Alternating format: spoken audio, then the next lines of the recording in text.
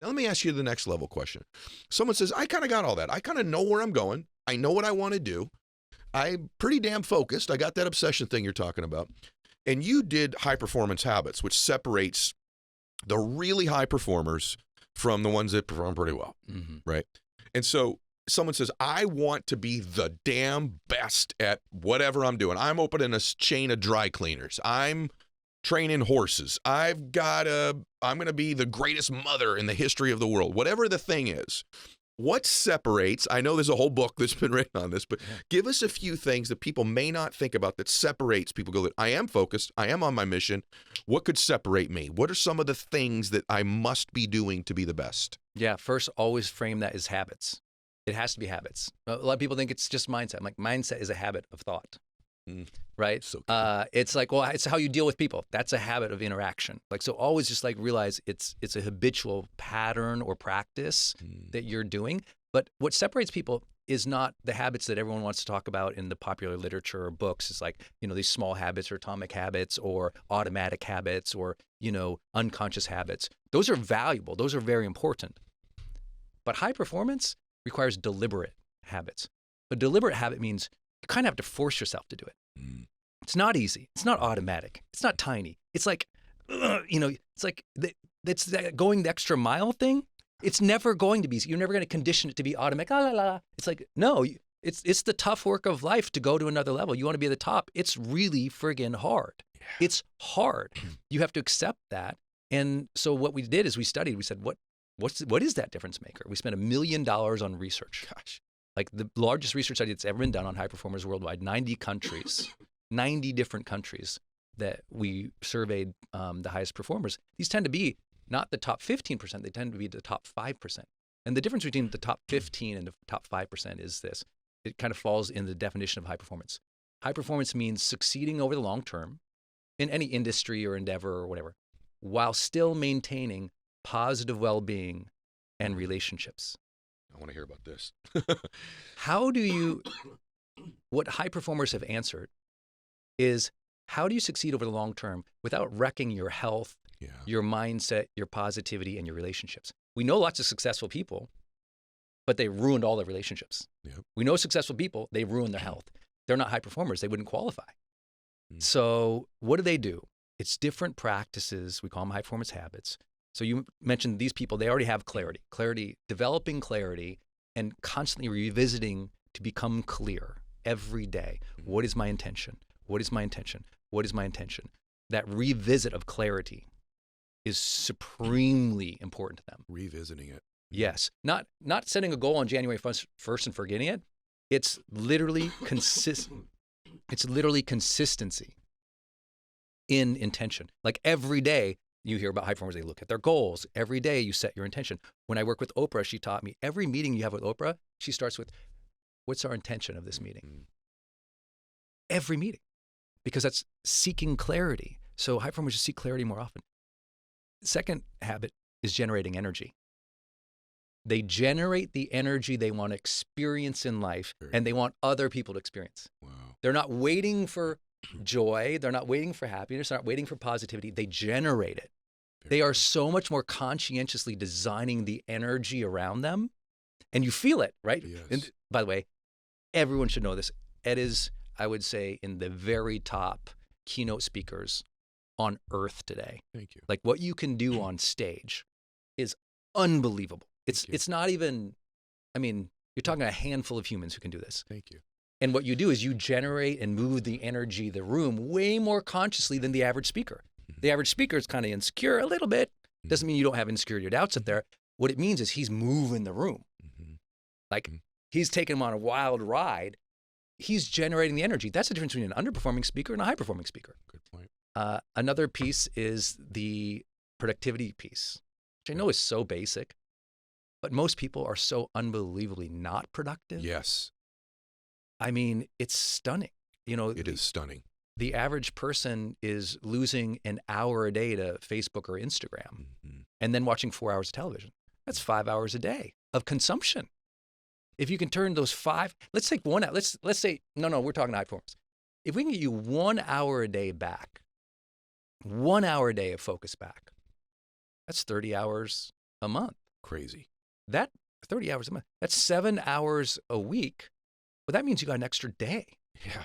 That's an extra 8-hour workday that you got. Yeah. That's an unfair advantage. Yes. So getting people their focus back in a world that has, the highest paid engineers in the world paid to strip your attention away so you consume versus create and be and live. That is a primary differentiator right now. How about stay on that a minute? I so agree with you. And the more I've started to coach people and I actually get into their lives, how not only do they waste time, but how little time, Brendan, and this is huge for everyone, that they do on things every day that move the needle. Yeah, that's it. Like move the needle in your company, move the needle in your relationship, move the needle in your body. It's like you're just doing little things all day. You got to sometimes do stuff that moves it, right? Like I'll give you one small example. My relationship with my children. They're both away at college. I have great relationships with my kids, but they're both away at college and I'm busy and they're busy. And there are days where we just text. Yeah. Their mom's on the phone with them all the time.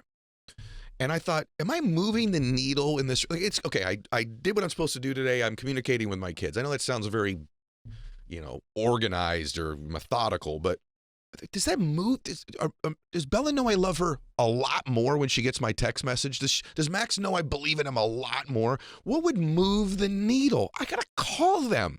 Now, this may sound silly to all of you, but I'm trying to, the most high performing thing I could do in my relationship with my children is to call them. In a lot of relationships, the text doesn't move the needle. The call moves the needle. The thing in your company that you're doing all these little, what's the thing that gets the big account, that moves the account, that creates the most leverage, move the needle more often, Another exact phrase of that is efforts of impact. Okay. So in the research, high performers, this is great for all those who are like, oh my God, Brendan, yeah, Ed, you're right, but this is overwhelming. It's a lot of stuff to do. Oh my God. Well, the research showed in 90 countries around the world that high performers spend 60% of their week there. Efforts of impact. Bingo. Needle moving things. So when you look at their calendar each day, it's not, are they 100% high performing all day? Look, they got to answer emails. Right. They got to reply to dumb DMs. Yeah. They got to take that stupid call once in a while. We think they're perfect. No, it's just that 60% of their effort is directed to activities that actually make an impact. They got to do 40% of administration or household work too. Yeah. It's just that most of their effort, 60%, is geared towards what moves that needle, gets that significant impact. What a powerful question to ask yourself if you're listening to this. In whatever area you pick your area, your relationship, your company, your money. How much of your time is efforts of impact, moving the needle stuff? And if you just tweaked that by 11%, 16%, Tiny. How much different would your life be 3 years from now, 1 year from now? This is why you listen to the show, everybody. It's like, I got something there. I'm not moving the needle often enough. I mean, your habits aren't efforts of impact. Your habits are like, I checked the box. I did the text. I did the email. I made the call. I made my contacts. I drank my protein. Easy. I had the water. You did the stuff, but how much of it moved it, right? Yeah, it's so easy. So it's like start with what I said first about that hour a day of distraction. And I always tell people, if I could get you 3 more months of advancement this year, would that make a difference? They go, oh my God, yeah, 3 more months. I go, great, that's an hour a day. Gosh. 1 hour a day, 7 hours a week, right? Over the course of the month, that's 30 hours. That's basically a whole work week, really. And then you apply that by 12 months. It's like, we just got you 12 work weeks back. That's so good. For 1 hour a day. So we're not asking for a lot. And then the joy is, I thought it was the 80-20 Pareto principle. It's like, oh, like 80% of the time I got to be, I be Superman 80%. Now you don't even be Superman 80%. Try 60. It's so good. It's nice. That's what the data shows. You're the saying. data shows it's a 60-40. I was like, oh, that's a relief, because I was wondering, all these other people, because you think all these successful people, they've got a million assistants running around doing everything. And you're right. I tell my kids all the time. I tell them since they were little. I said, when you grow up a little bit, you're going to find out. But everyone says winning is hard. Okay, I get all that. But I'll tell my kids all the time, even once you get into college, you're going to figure out you're not competing against that many people. You're really only in life competing against yourself, but you know what I mean when I say that. Right. And now that they're there, and they're like, Dad, you're right. Like some kids don't even go to class every day. some kids don't study at all someday. I'm like, you're going to figure it out that it's a very small group of people that do things in their life that are efforts of impact on a very regular basis. Life, if you want to change your life right now, it is really possible. You could really do it. Really possible. You really could do it. Is there anything else you want to add to it? Because I feel like I interrupted you on that. Is there any other area of high performance people? I know there's a bunch, but give us one more. Practices of self-awareness. This is why everyone loves Growth Day. And I didn't know, I knew it would be powerful. I didn't know it would be this powerful at all. We want to make the world's #1 mindset journal. So that's in Growth Day. We want to make the world's #1 habit tracker. So you can track your high performance habits and other well-being and achievement habits in the app. And then it gives you recommendations. We built in the goal setting tool with reminders. So you can remind yourself and push notifications to yourself to meditate, to work out, to flirt with your wife, all this stuff. And those were just coming from the research, and also high performers just telling us what they do. They journal, they meditate, they pray, they think. They're doing more practices of self-awareness. Very good. To figure out themselves. Like a lot of people go to the gym, but a high performer go to the gym and you say, what are you thinking about at the gym? Man, I'm thinking about my goals. Man, I'm thinking about that deal. Man, I'm thinking about that date night with my wife this Friday. Oh, yeah. Right. They're in a different, like they're using their time. Some people hate driving. They hate a car trip. Other people, they're like, oh man, that's my lab. Put me in that car. I'm going to drive. I'm going to think about the next dream, the next vision, the next sale. I do. Right? I love driving. That's practices of self-awareness. You are thinking, right? I think, therefore I am.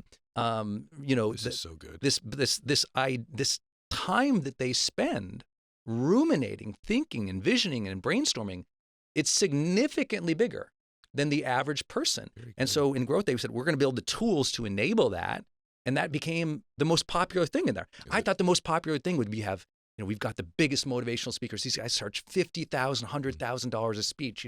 Mel Robbins and Jenna Kutcher, lots of our friends in their teaching, and they're popular, and people love that because we're live every week with them. But it's the tools. Yeah. People love to think about their life, and they love to track it, and they love to look how to improve it. And that's the high performance edge. The ultimate performance edge isn't talent, right? It's how much does that person think about improving that thing? It's the practices of growth, right? The great Olympians who you worked with and I've worked with, and the people who are, the highest level CEOs, and they're thinking. You're right. They're thinking, and they're thinking about growth. They're thinking about success. They're thinking about impact instead of thinking about what she wear at that dinner last night. Did you see her on that internet? Did you see what he does? Do you hear what they're doing? Oh, those people over there, and the left and the right. There's a difference. Are you thinking growth, or are you thinking gossip? We just changed your life. My gosh, brother, this is so good. It's funny. It's the absence of things in your life you're unaware of, but like you just described me, I don't ever spend any time on that stuff. I mean, literally less than 1/1,000,000th of 1% of the time. Me too. And I'm addicted. I have an addiction to thinking about growth. I have an addiction to thinking about that next scene, that next emotion, that next thing. I literally am addicted to it. I actually love shutting the car door alone. So I'm like, all right, here we go, brother. It's your lab. I love that. I love working out for that reason. I love taking a walk on the beach for that reason. I love it. I actually love the end of my day. I love getting into bed at the end of the day and just reflecting on the day and then dreaming about the next day. Like, I love that stuff, right? I don't always love waking up because you're in a different brainwave state at that time. But I love when I go to bed at night and dreaming, and you're right on the money, man, with that stuff. Okay. And you have practices that force you to do that, right? Yes. You go to the gym and you're thinking about those things. Some people pray, or they meditate, or they journal. Yep. And that's where you have to put yourself in that place to open the gate, or to what I always say, to be able to receive. Yes.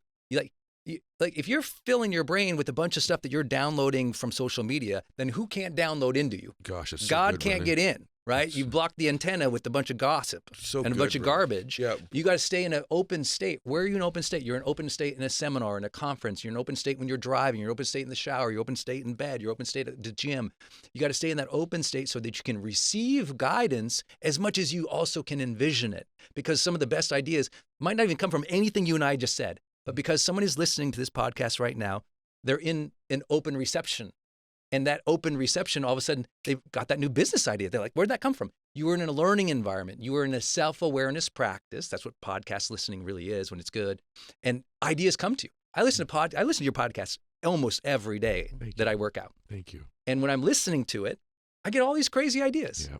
It didn't come from what you said or the guest. Right. It's uncorrelated. I You're was open. in a place of openness, of self-awareness. Yep. And so if you want to become a high performer, you have to place yourself there. You have to do the thinking, the rumination, the dreaming, the visioning. And when you do that time and time and time and time again, it becomes who you are. You don't have to force it anymore. It just becomes who you are. That's brilliant, by the way.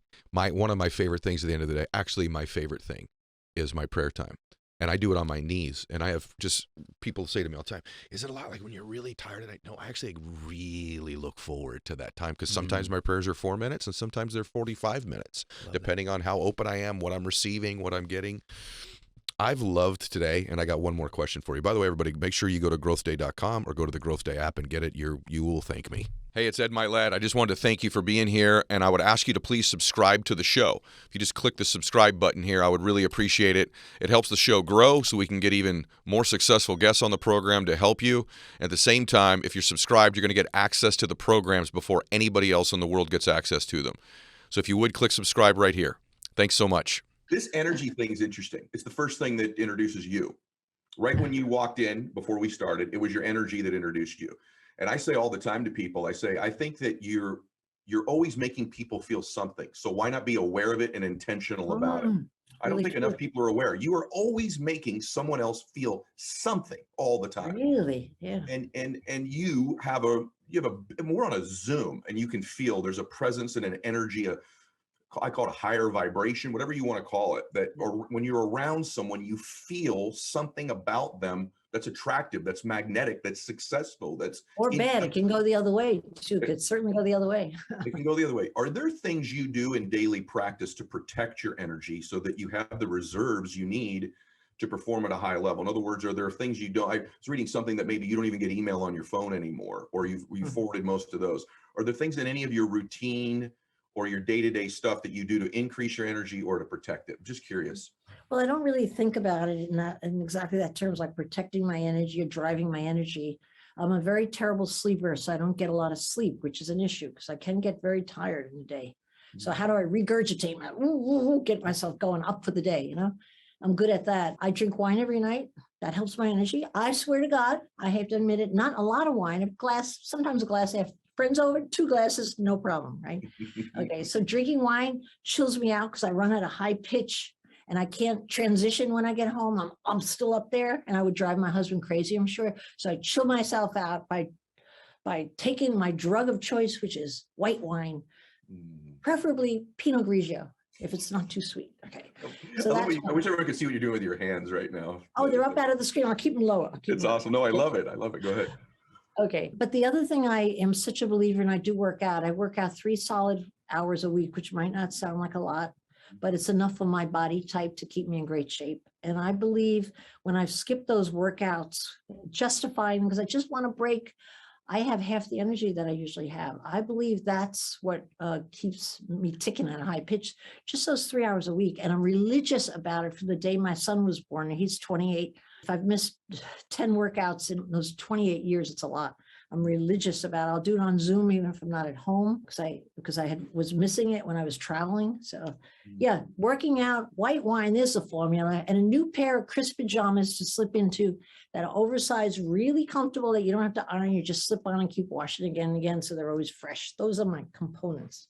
I love it. To get clarity, you had taught me a long time ago, about my rituals and habits and my routines.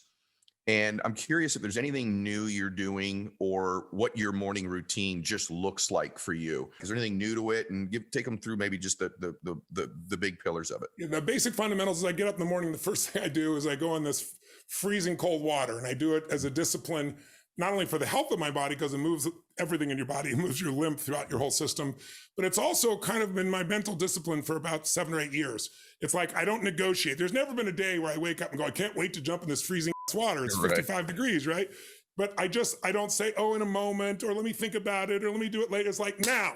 When I say go, we go. And I've trained my brain to do that, while I also give it a great physical benefit. And then I do what I call priming, which 2-minute version of it's just 10 minutes. Now, sometimes I do longer because it feels good, but I do it for 10 minutes because if I said do this for 20 or 30, people don't have time. But if you don't have 10 minutes for yourself, you don't have a life. So I do 3 things really fast. I change my body. And if people go to Tony Robbins /priming, there's a free video there. They'll show you how to do it. Awesome. But the essence of it is you change your breathing to awaken your body. And then I do 3 things. I spend 3 minutes where I focus on 3 things I'm truly grateful for, which sounds so basic. But I don't just think about it like seeing myself on a roller coaster over there. I imagine being in the front seat of the roller coaster, going over the edge so that I feel it. And the reason you use gratitude and you stack it every day is that gratitude destroys the 2 emotions that wipe out most people's quality of life, fear and anger. Think about it. What messes up your relationship? What messes up your body? What messes up your business? Fear and anger. So if you're in a situation where you're grateful, you can't be grateful and angry simultaneously. It's gone. Yeah. And instead of being grateful for some phony thing, you're remembering a real moment and you're reliving it in your body. So it activates your nervous system, not just your mind. And that's a big difference. So I do 3 of those. And then I do 3 minutes of these types of health blessings, so to speak, for myself and my family. And then I do 3 minutes on what I call 3 to thrive. I think of 3 things I want to achieve. And I don't wish for it, hope for it. I see it as done. I feel the celebration. I acknowledge, I give gratitude for it. And I own it. It sounds overly simplistic, but in 10 minutes, I'm primed, meaning my brain now is going to look and find the things I wanted to versus the old brain that we all have that's looking for what's wrong.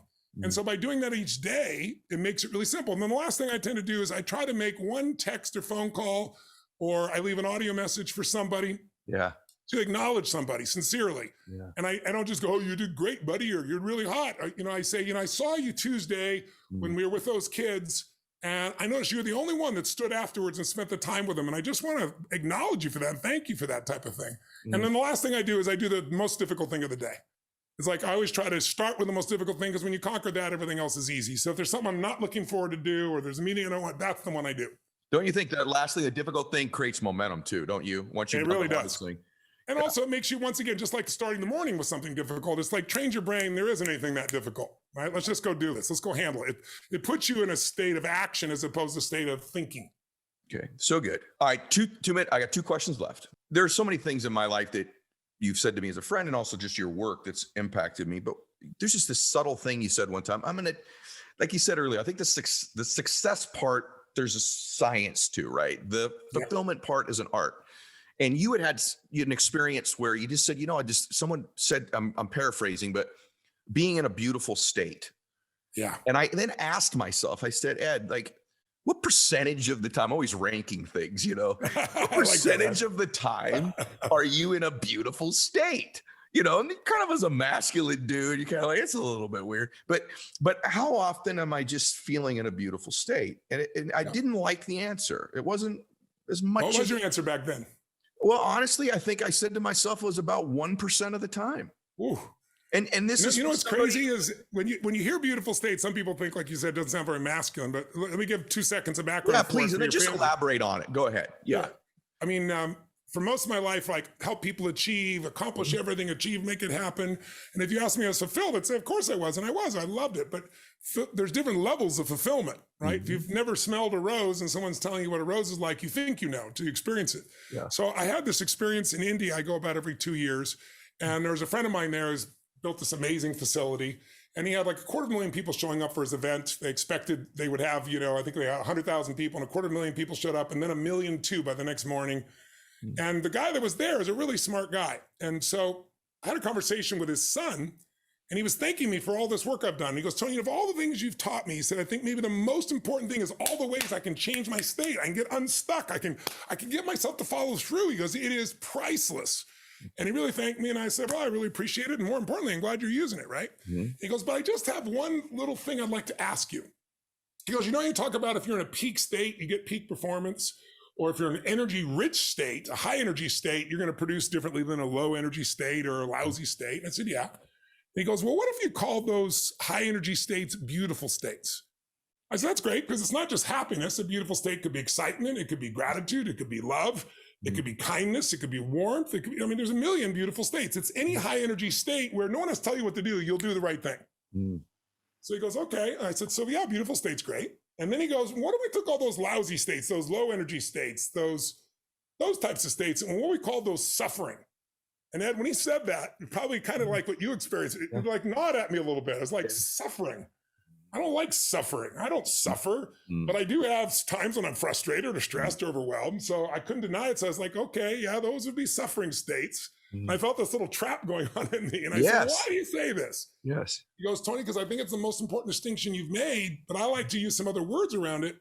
He goes, because I've set a spiritual vision for myself. I said, what's that? He said, my goal is to live in a beautiful state every day, no matter what. He goes, to me, that would be the most gorgeous life because, you know, people have everything and they're miserable. They're pissed off. They're frustrated and so forth. He goes, you deal with them all the time. And I said, that is brilliant. But I change it slightly for me. I'd say life is too short to suffer. To me, that's where it starts. Life's too short to suffer. How could I possibly suffer when I've been able to live this magnificent life? It's just the mind. If you don't direct this thing, it directs you. It's like you use the mind or it uses you. You use stress or stress uses you. And so I said, you know, okay, so how am I going to do that? Because it's one thing to say it. It's another to develop the habits. Right. And when I found myself like getting on a plane, and, you know, I have my own plane now, obviously, but at the time I used to go to Australia 4 times a year and I'd fly on Qantas. And when I moved to Florida, it became 20 hours each way, like a 40-hour trip for one little visit. And I remember getting on the plane and being so stressed. And I thought to myself, Tony, how could you be stressed? You're flying in a plane, you can fall asleep, you can, you know, it's not my size bed, obviously, but I'm in first class and I'm very lucky. It's like, come on, what are you whining about in your head? And I realized what it was that they had no internet. So now I'm flying for 40 hours and what's happening? All my Slacks, all my emails, all my texts, it's all growing. Fortunately, I got this resolved in my head before I got lucky enough to have my own plane. And I remember when I got worked out, I got on a plane, I flew from here to LA. I got on a plane in LA and the captain comes on and goes, says, Captain Stubblebine, it's going to be a beautiful flight to Sydney. And then he said something I never heard before. He said, today I have a special announcement and it's this. We have, for the first time in the history of Qantas, international internet. Literally, people stood up on the plane and cheered and clapped. I want to stand up too, but everybody see me, right? So I stayed there and clapped in my chair. So we all open up our iPads, our phones, everything we got, right? We're all typing, doing our stuff on social media. And 9 minutes later, what do you think happened? It breaks down. It crashes. And when do you think it turned on again? When you never. And the thing that struck me, Ed, and it's changed my life, is I looked around me and people were angry. They were cursing. What the hell's wrong with this airline? They can't get this shit right. Blah, blah, blah, blah, blah, blah, blah. And I looked around and I was like, this is amazing. 9 minutes ago, this was a miracle. Now it's already an expectation. Gosh. And then I realized all the unhappiness comes from all those expectations. You can't help have the mind expect, but you can direct it. And when you expect something that's not met, you get upset.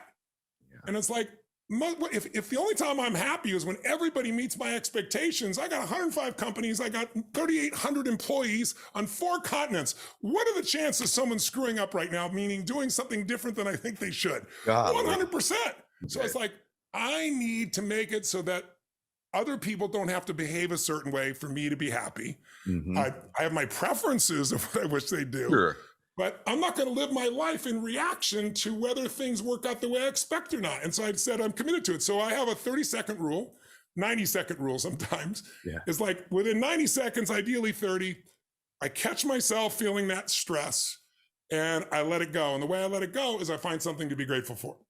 Because you can't stay stressed if you're grateful. And there's always something you can appreciate or love or respect or be thankful for. And the minute you do that, it changes your biochemistry. Your entire biochemistry changes. You're like a different person. And so now it's become a habit for me. So I wouldn't say that I'm never stressed or never do that. But if mine was, you know, I probably was more liberal of myself, said I was in a beautiful state maybe 20% of the time. I would say it's more like 85% of the time now. It takes a lot to grab it because it just becomes a new habit. It's not that you're better, it's just you built muscle. Now the same stuff that used to upset you, you put in a different perspective. I freaking love it. And the one thing that you helped me do with that is I identify my pattern, like what put me into the state. And for me, it was a little bit of the reverse. So I'll ask you one last question. Mine was more like, if I'm not meeting everybody else's expectations, I need to suffer. And this standard of what I thought their expectations were was just something I made up in my mind. It was something wired into me as a little boy. If I can meet my dad's expectations, if I can meet my mom, if I can meet my coaches, then I won't suffer. Then I'll allow myself to live in a beautiful state. And once I acknowledged that pattern, understood it, it lost its power over me, and I've created a new one. So thank you for that. And that was just awesome. I'm so glad to hear that. I got to tell you, honestly, till I was 50, I still, like on my birthday, when I was 40, when I was 35, I haven't done it. I have tens of millions of people. It was never enough because I had that same thing you had. Yeah. And then I have to sacrifice to make that happen. But I can honestly say at this stage of my life, it's like I wake up and I know I've accomplished plenty. Yes. I've helped millions of people. It doesn't make me any less hungry to want to help. Mhm. But it's just there's no longer a hole I'm trying to fulfill or fill up with this piece. It's more like I just want to help. It's like I used to have these giant mission statements. Oh, I'm going to transform this and that. And I have huge goals and feed 1 billion people. I got some good stuff. But it's like my whole thing is just how can I help? Yeah. And to me, that makes life so much more enjoyable because when I help somebody, I feel phenomenal inside. And the fact that I've got something to help means I grew someplace to be able to do that in the first place. Well, you did it today here. And thank you for this last hour. I mean, I know that I can feel it. I can feel the people sharing this with people that they love and care about. But one of the main reasons I do it is I want people to experience more bliss and more peace in their life. And that's why I've wanted you here so badly for so long. That's exactly what we do. I know We it's have what you these do. small capsule programs Hmm. called sky breathing techniques. And when they practice it, they find themselves in a completely different space. Hmm. They're able to shut the anger and frustration, feel, get connected with one's own inner state, inner peace. Through breathing. To breathe. You also have a book coming out called Notes for the Journey Within. Correct. Let's because that's really the journey I'm on right now, and my audience knows it. I'm on this journey within. I think a lot of people master the external game of their life. They get pretty good at achieving different things, but the internal game is a different thing altogether. And so let's talk about that for a minute, because you used meditation as a tool with these leaders.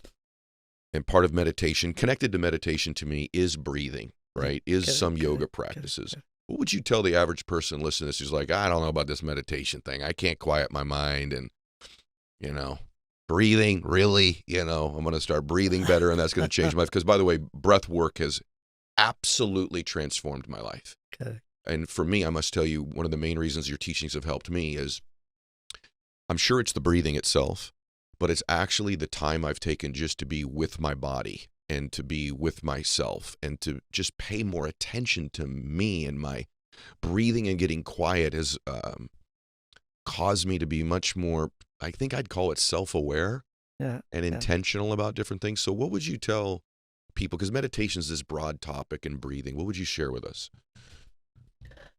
I would call it as a process of mental hygiene. Mental hygiene. Like dental hygiene, it's a mental hygiene. Mm. We get so stressed, and neither at home nor in school we learn what to do when we are upset, Right. when our moods are bad, when we are in rage, when we are restless. Nobody has taught us how to manage our mind. And to manage the mind directly is almost impossible. Mm. And breath is the link. For every rhythm in the breath, there is a connection to our emotion and our state of mind. So breathing in certain patterns, certain ways, can help us to come out of the despondency we feel with our own moods. Really good. What I've noticed when I'm not in control of my breathing and anger rises in me, and they've been proving this too, that there's a lack of heart and brain coherence that happens at one time, and you actually give yourself a kind of a form of a lobotomy. When you're very angry and your breathing isn't being regulated, you're not paying attention to it, you actually give yourself a lobotomy. You don't process information as well. You don't make good decisions. No, Correct? And that's what you mean by this Correct. hygiene. It's cleaning the system to some extent. Correct. And the breathing and meditation brings clarity in mind and focus in our awareness, in our attention span. Today what we see is a lack of attention span in colleges and schools. Our attention span is reducing day by day. Breathing and meditation help us to get over this attention deficiency syndrome. And there is more intuitive ability that comes up within you. You become more creative. And this is what you want, whether you are in business or in academics, all that you need is an intuitive ability, force from within. This is why you're brilliant. Let me tell you, I want to elaborate on that. Can I add to what you just said and acknowledge it? So what my breathing and my meditation work has done for me is my attention span has increased. And what I noticed with me was odd, like my paying attention to things that were always there that I didn't. And this may sound really corny, but it led to business success. So let me tell you, as I started to do more breath work and more meditation work, my ability to pay attention longer has increased tremendously. And I didn't realize how quickly in a day I go, oh, let me check my phone again. Oh, let me see this. Let me turn the TV on. I didn't realize at 52 years old how much my attention span had shrunk. And it sounds funny, but I started to notice, this sounds funny, everybody, but listen to me. I started to notice like wrinkles on my hand that weren't there before. Paying attention to my hand.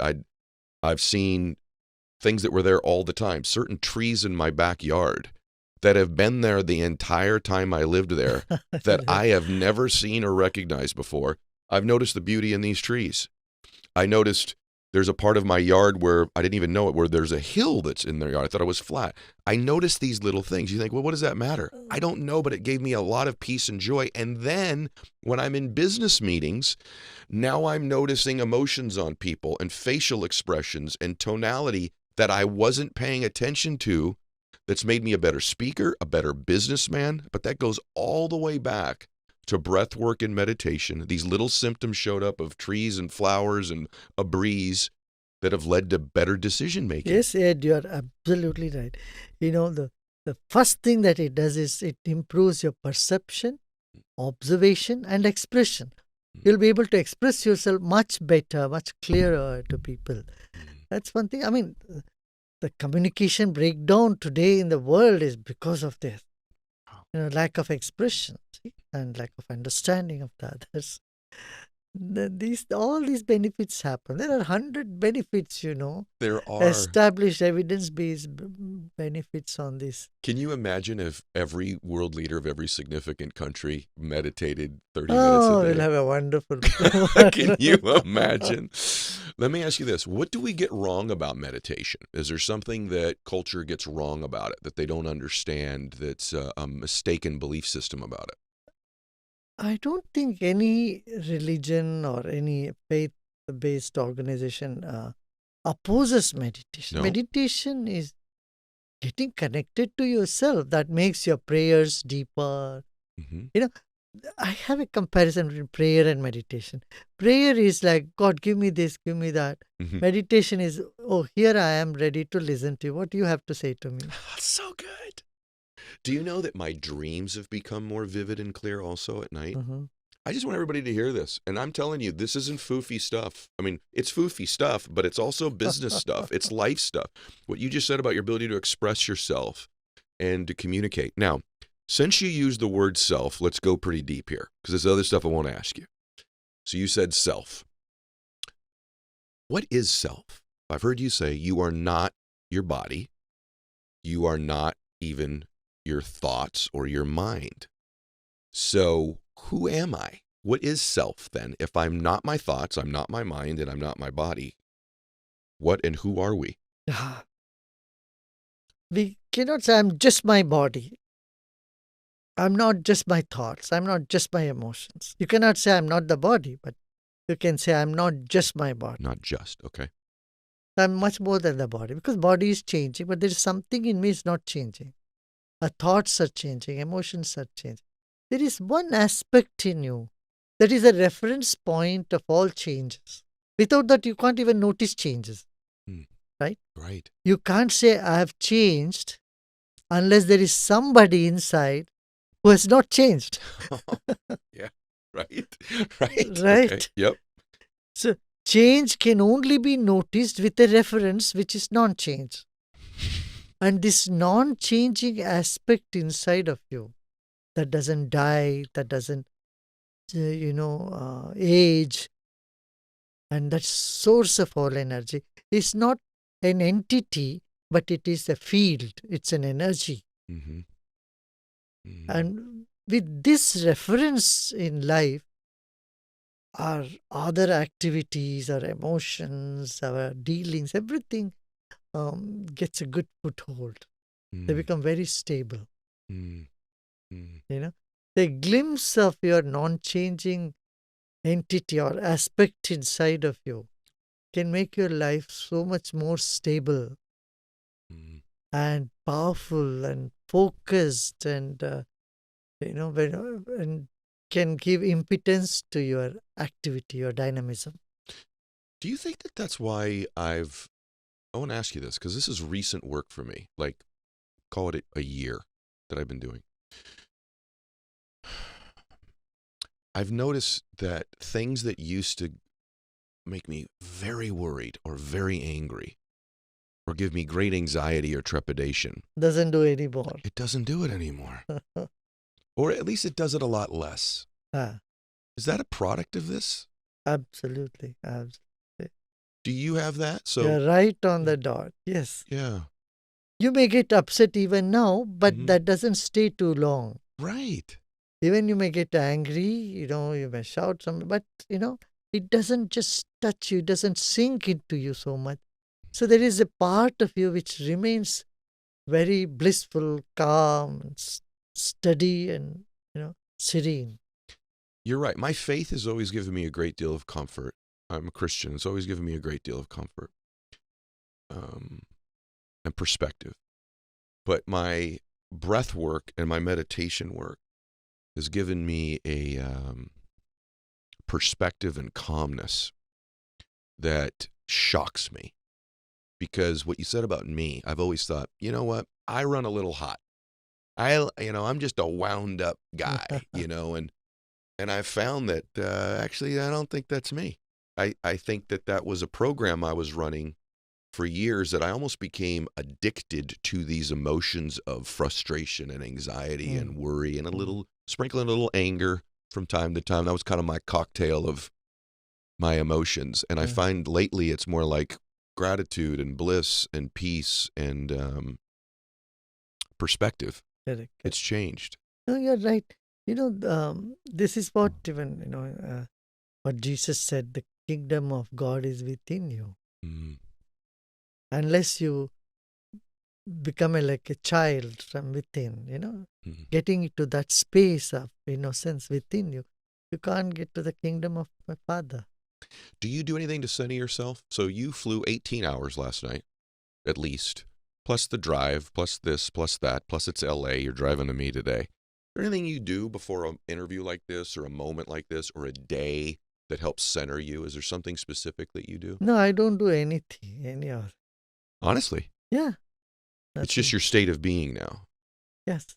Mm. When you keep doing something for some time, and then it becomes very obvious in your nature, and you don't need to do anymore.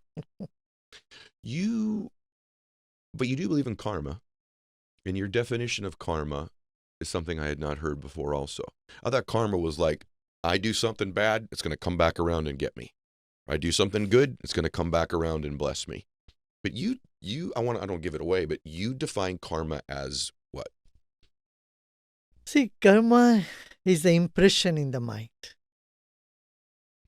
Okay. Karma has three connotations. One is it's the impressions, and then it is the tendencies, and it is the fruit of the action that you have already executed. Okay. So action is also called karma. Action is karma. Yes, That was the difference for me. What do you mean when you say that? Because that was the difference, that action is karma. There is a term called karma yogi. Means you are putting your 100% and not worried about the result. That is karma yogi. And your action is an expression of joy rather than expecting joy out of the action. Wow. Can you say that again? Say that again. See, usually you are doing a work to get joy from that. Yes. Instead of joy as a product of action, now here joy as an instrument of action. You are happy and so you do it. Those are the people that I remember in my life. Those are the people that, the reason I wanted you to say it again, the people that I have recollections of that made impressions on me. They are joyful in their actions. Yeah. Not trying to get joy from the result of their actions. From the result. No, you put your 100% and Your action is out of joy.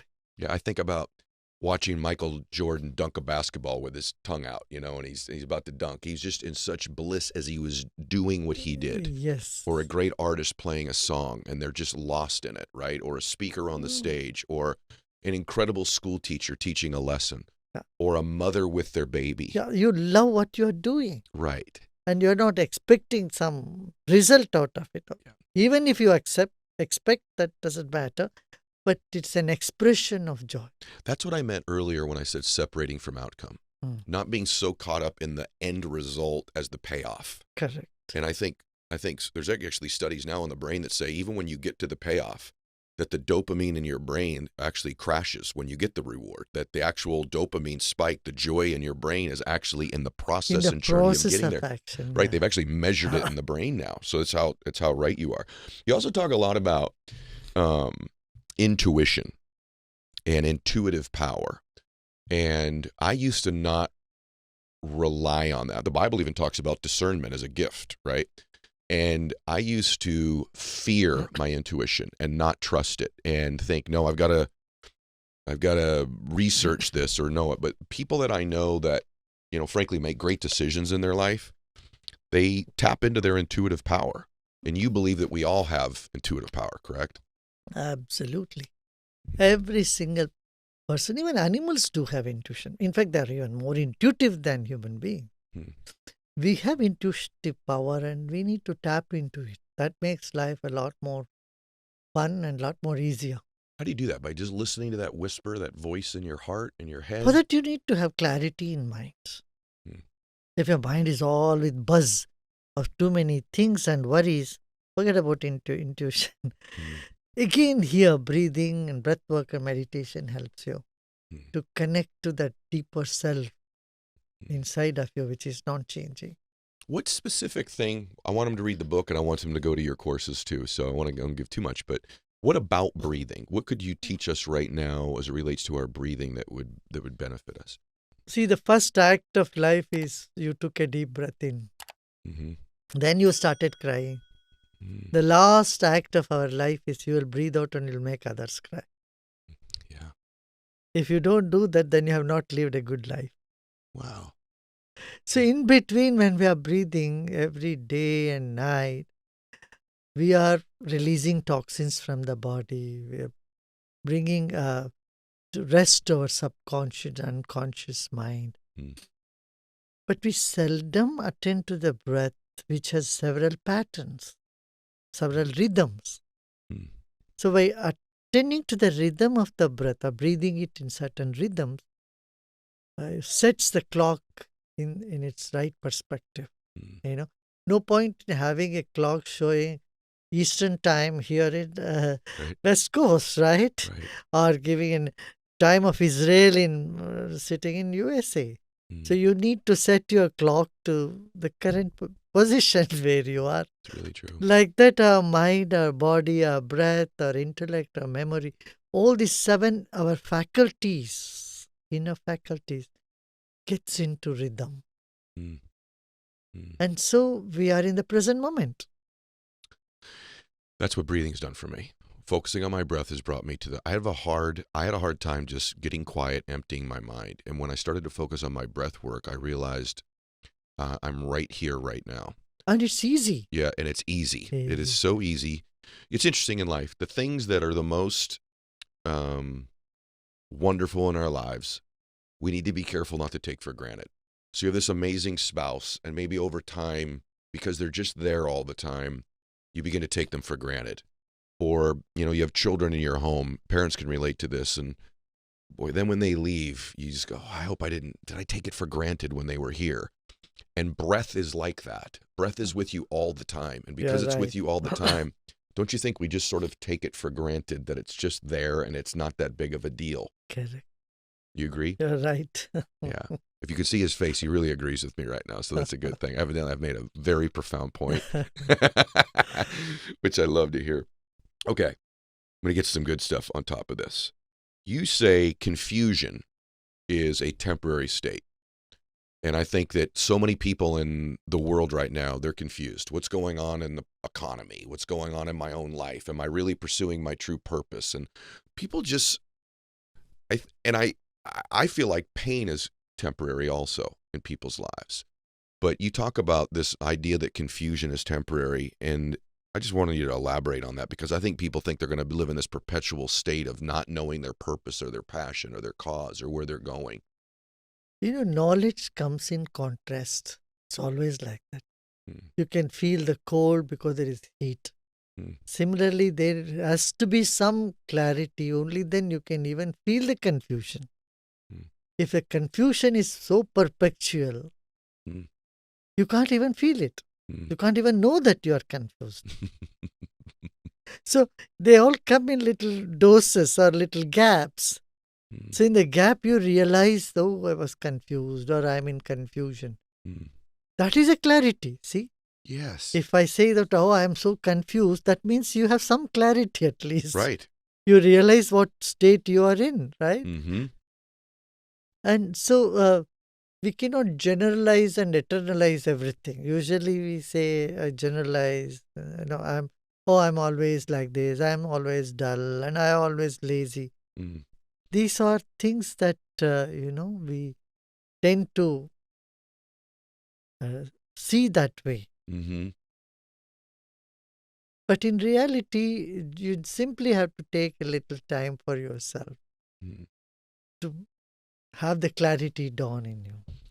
I would say more yeah. than, pardon, Yeah. I would say more than confusion today, people are in a state of uncertainty. Yes. Everything is uncertain. Mm-hmm.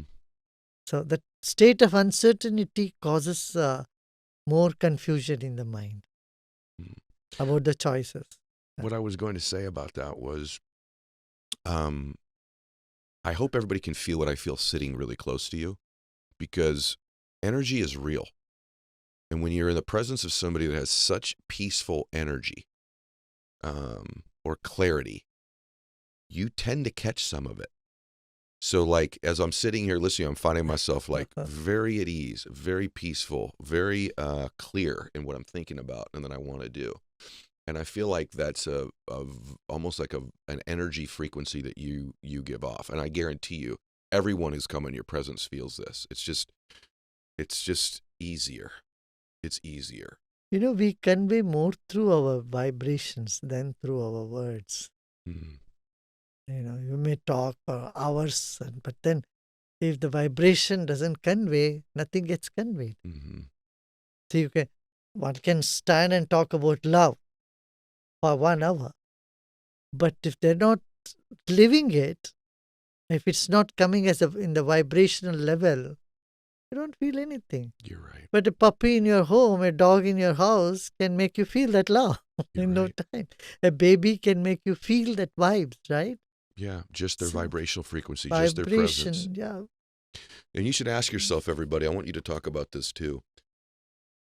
When I'm around you, it makes me evaluate other people I'm around. And what energy do they give me?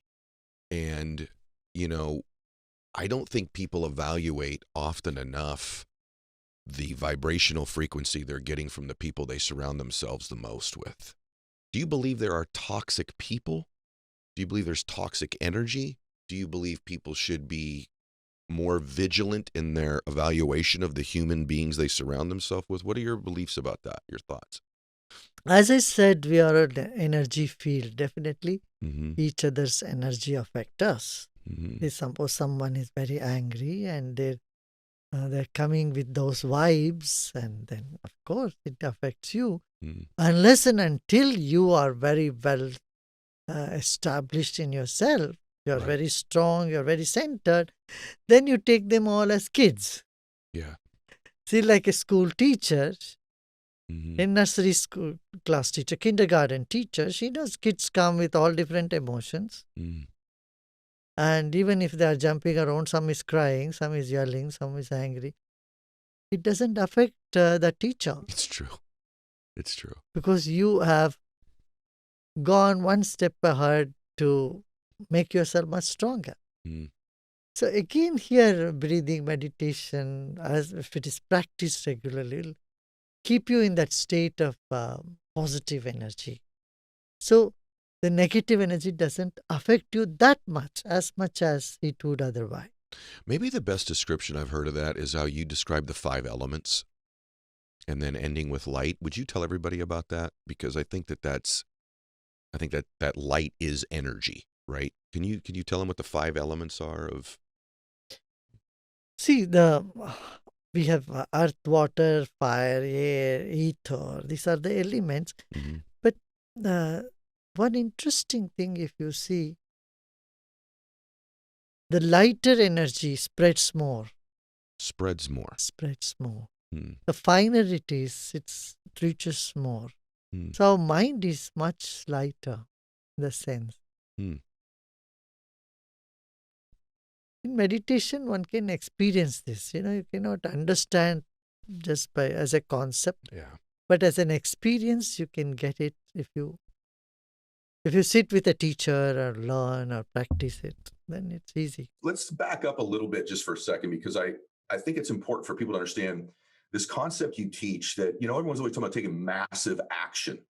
You take massive action towards what you want. And you're like, yeah, you should do that. But your concept of getting 1% better is much more believable for most people. And so just address that for a second. Why 1% better every day? And how does a habit do that?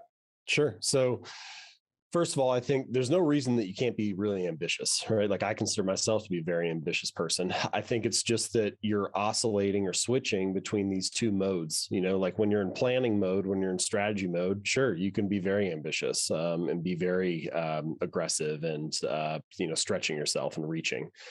But when it comes time to take action and execute, you have to scale it down to something that you can achieve that day. Like in one sense, the biggest unit of time you could ever do something is about a single day, because then you got to go to sleep, and then you have to wake up again and do it the next day. So unless you're playing, at some point there's a limit. You can only stay up for 48 hours or 72 hours, and then you break. So that's the largest possible unit that you could ever do a single thing in. And I think more realistically, most of the time, the truth is, you got about an hour, or maybe you got 2 hours to work on this, and then you got to go move on to something else. So we don't have big chunks of time available to us. We need to scale things down into pieces that we can actually work on and execute. So the way that I think about it is, when making plans, think big. When making progress, think small. And getting 1% better each day is a way to encourage that.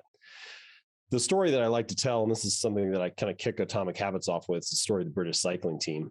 And, for many years, British cycling was very mediocre. They had never won a Tour de France, which is the premier race in cycling. They had won a single gold medal over like 100-year span. And they brought this new performance coach in named Dave Brailsford. And he had this concept that he called the aggregation of marginal gains. The aggregation of marginal gains. And the way that he described it was the 1% improvement in nearly everything that we do related to cycling. So they started looking at a bunch of things you would expect a cycling team to focus on, like they put slightly lighter tires on the bike, or they designed like an ergonomic seat for the riders. They had the riders wear a little feedback sensor, little chip, to see how each individual responded to training. Then they would adjust the practice schedule. But then they started doing like these little 1% changes, these small improvements that nobody else was really thinking about. Like they hired a surgeon to come in and teach the riders how to wash their hands to reduce the risk of catching a cold or getting the flu. They have this big trailer, like a semi-trailer that carries a lot of bikes in it to major events. And they painted the inside of that truck trailer white so that they could spot little bits of dirt and dust that might get in the gears and degrade the performance of the bikes. They have 2 different types of fabrics. They've got like indoor racing suits and outdoor racing suits. And they tested those fabrics in a wind tunnel, and they found out that the indoor fabric was lighter and more aerodynamic. So they asked all of their riders to wear that fabric. They even had all their different riders test, like a bunch of, like maybe a dozen different types of pillows. And then they see which one led to the best night's sleep for each person. And then once they figured that out, they brought that on the road with them to hotels for the Tour de France and so on. And, Brailsford said something like, if we can actually do this, right, if we can actually make all these 1% improvements related to cycling, then I think we can win a Tour de France within 5 years. He ended up being wrong. They won the Tour de France in 3 years, and then they repeated again the 4th year with a different rider. And then after a 1-year break, they won 3 more in a row. So after having never won for like 110 years, they win 5 of the next 6. And I like to use that story as an introduction to this idea of getting a little bit better, making these 1% improvements for a couple of reasons. The first is it shows you that excellence, a lot of the time, maybe we could even say most of the time, is not actually about radical change. It's about a commitment to accruing small improvements day in and day out. Secondly, and I think this is also crucial, it encourages you to focus on trajectory rather than position, right? There's a lot of discussion about position in life.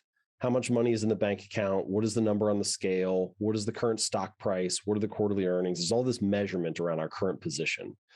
But what getting 1% better each day encourages is to focus on your trajectory instead. Am I getting better? Is the arrow pointed up and to the right, or have we flatlined? Am I getting 1% better or 1% worse? Because if you're on a good trajectory, all you need is time, right? If you have good habits, time becomes your ally. You just need to let time work for you. But if you have bad habits, time becomes your enemy. And every day that clicks by, you kind of dig the hole a little bit deeper. And so it's very much at the core, it's about encouraging you to focus on trajectory rather than position. How did you get to 37.78 times better? Like, where'd that ratio number come from? Yeah. It's just math, right? So if you get 1% better each day for a year, so 1.01 to the 365th power, then he gets 37 times better by the end of the year. If you get 1% worse, 0.99 to the 365th power, then you drive yourself almost all the way down to zero. Now, look, real life is not exactly like a mathematical equation, right? Your habits are not exactly like this formula, but I do think that it highlights an important concept, which is the difference between making a choice that's 1% better or 1% worse on any given day is relatively insignificant. Like, it's very easy to dismiss. And this is, I think, one of the things that makes it underappreciated or underestimated. Like, what is the difference between eating a burger and fries for lunch today or eating a salad, or, going to the gym for 30 minutes or not? Well, on any given day, not a whole lot. Your body looks the same in the mirror at the end of the night. Scale hasn't really changed. It's only 2 or 5 or 10 years later that you turn around and you're like, oh, those daily choices really do add up. And I think you see this pattern again and again throughout life. Like, take knowledge, for example. The person who always reads for an extra 10 minutes each day. Well, look, reading for 10 minutes a day does not make you a genius, right? It's very easy to dismiss. But the person who always does that over 5 or 10 or 20 years, really meaningful difference in wisdom and insight. Productivity is the same way. Like the person who gets one extra task done each day. Doing one extra thing does not make you an all-star. But again, over a 10 or 20 or 30-year career, that can be a really meaningful difference in output. So this pattern shows up again and again. What starts out small and relatively easy to dismiss compounds or turns into something much more significant over time. The biggest word, bro. I don't think most people take into account, you and I are both college baseball players, good ones, but neither one of us were, surefire first round draft pick major league players. And I think most people don't take into account in their life the compound effect. I don't think they understand it in money. I don't think they understand it in their bodies, both positive and negative. And I don't think they understand it in their identity or in habits. The compound effect in life of allowing small things to stack up over time has a multiplier effect. And one of the things that I feel like in your work, and by the way, your work is, we're a few minutes in here and I'm like, this is so good. And the reason is one, I believe most people believe they can get 1% better every day. I don't think most people believe that they can completely transform everything in one big leap. I think there's a multiplier, though. Do you agree that between doing the right things 1% or just better habitually every single day, not only are you actually making deposits of doing things correctly or better, but there's a part of your identity that starts to change over time about how you view yourself, that I am that guy who doesn't eat the hamburger and fries when he can choose to eat the other one. And you stack those choices and behaviors up over time, and you start sort of believing maybe you deserve something that you didn't deserve prior. Isn't there a factor of that, don't you think, as well? This is a huge part of kind of my philosophy and book, this idea of what I call identity-based habits. But essentially the concept is, and this, I think this is the real reason that habits matter. The surface level reason that habits matter is they help you be more productive. They help you make more money. They help you lose weight and get fit. And look, habits can do all those things, and that's great. But I think the deeper reason that they matter is that every action you take is like a vote for the type of person you wish to become. And so when you perform these small habits, when you take these little actions, you're casting votes for a certain aspect of your story or a certain element of your identity. In a sense, every time you perform a habit, that's how you like embody that aspect of your identity. So, when you make your bed in the morning, you embody the identity of someone who's clean and organized. Or if you write one sentence, you embody the identity of someone who is a writer. And this is why it can be valuable, even to like do one push-up. It's like, no, that does not transform your body, but it does cast a vote for I'm the type of person who doesn't miss workouts.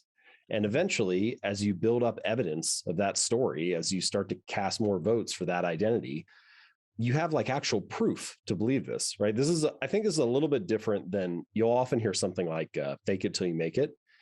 And I don't necessarily have anything wrong with fake it till you make it. It's asking you to believe something positive about yourself, but it's asking you to believe something positive without having evidence for it. And we have a word for beliefs that don't have evidence. We call that delusion, right? Like at some point, your brain doesn't like this mismatch between what you say you are and what you're actually doing.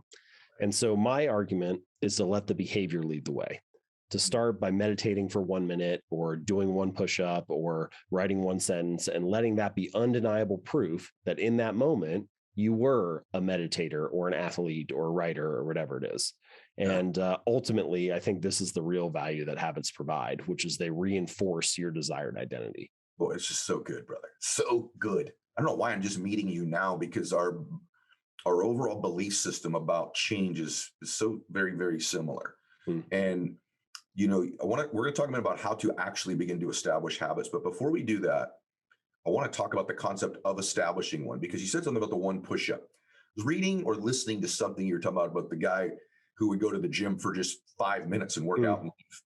And you said something about this casting the vote for who you want to be or who you're going to be. That was powerful, right? But you're saying before a habit can be, and I don't want to quote you incorrectly, but I want you to elaborate on it, because this is profound to me. I mean, it's obvious, but if you don't step back and get away from it and look at it, you just really don't realize the truth of it. Before a habit can be improved, it has to actually be established. And I think what happens is, you tell me what you think. Beginning of the year, I'm going to lose 50 pounds. I'm going to do this. I'm going to eat then I'm going to starve myself to 500 calories. So it's not a 1% improvement. Or I want to get up earlier. I'm going to get up 2 hours earlier starting tomorrow instead of get up 15 minutes earlier, right? Get up a minute earlier. So talk about that from just the concept for everyone to they can take control of their life right now by just the establishment of a habit, right or right? Yeah, definitely right. So one of the concepts I talk about in the book is this, one of the strategies is this idea of what I call the 2-minute rule, where I encourage people to build a habit that takes 2 minutes or less to do. So you take whatever you're trying to do, read 30 books a year, becomes read one page, or do yoga 4 days a week, becomes take out my yoga mat. And sometimes when I mention that idea, people resist it a little bit because they're like, okay, buddy, I know the real goal isn't just to take my yoga mat out. I know I'm actually trying to do the workout. So if this is some kind of mental trick, then like, why would I fall for it, basically? Well, I tell the story of this guy, Mitch, that you mentioned, this guy who I talk about him in Atomic Habits. He went to the gym. He's lost over 100 pounds, kept it off for more than a decade. And when he first started going to the gym, he wouldn't stay for longer than 5 minutes. He had this little rule. He had to leave after 5 minutes.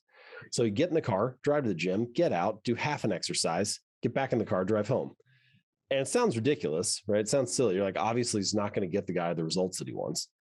But if you take a step back, you realize that he was mastering the art of showing up, right? He was becoming the type of person that went to the gym 4 days a week, even if it was only for 5 minutes. And this gets us to that deeper truth about habits that you just mentioned, this idea that a habit must be established before it can be improved. It has to become the standard in your life before you can optimize it and scale it up into something more. And, I don't know why we do this. Like we get very all or nothing about our habits. We're so focused on finding the perfect business idea or the best workout program or the ideal diet plan that we spend all our time theorizing and researching and looking for a better way. And instead, if we could just master the art of showing up, even if in the beginning it was less than what you had hoped to do, you're establishing a foothold. You're building some small progress that you can advance off of. And it reminds me of Ed Lattimore has that great quote where he says, the heaviest weight at the gym is the front door.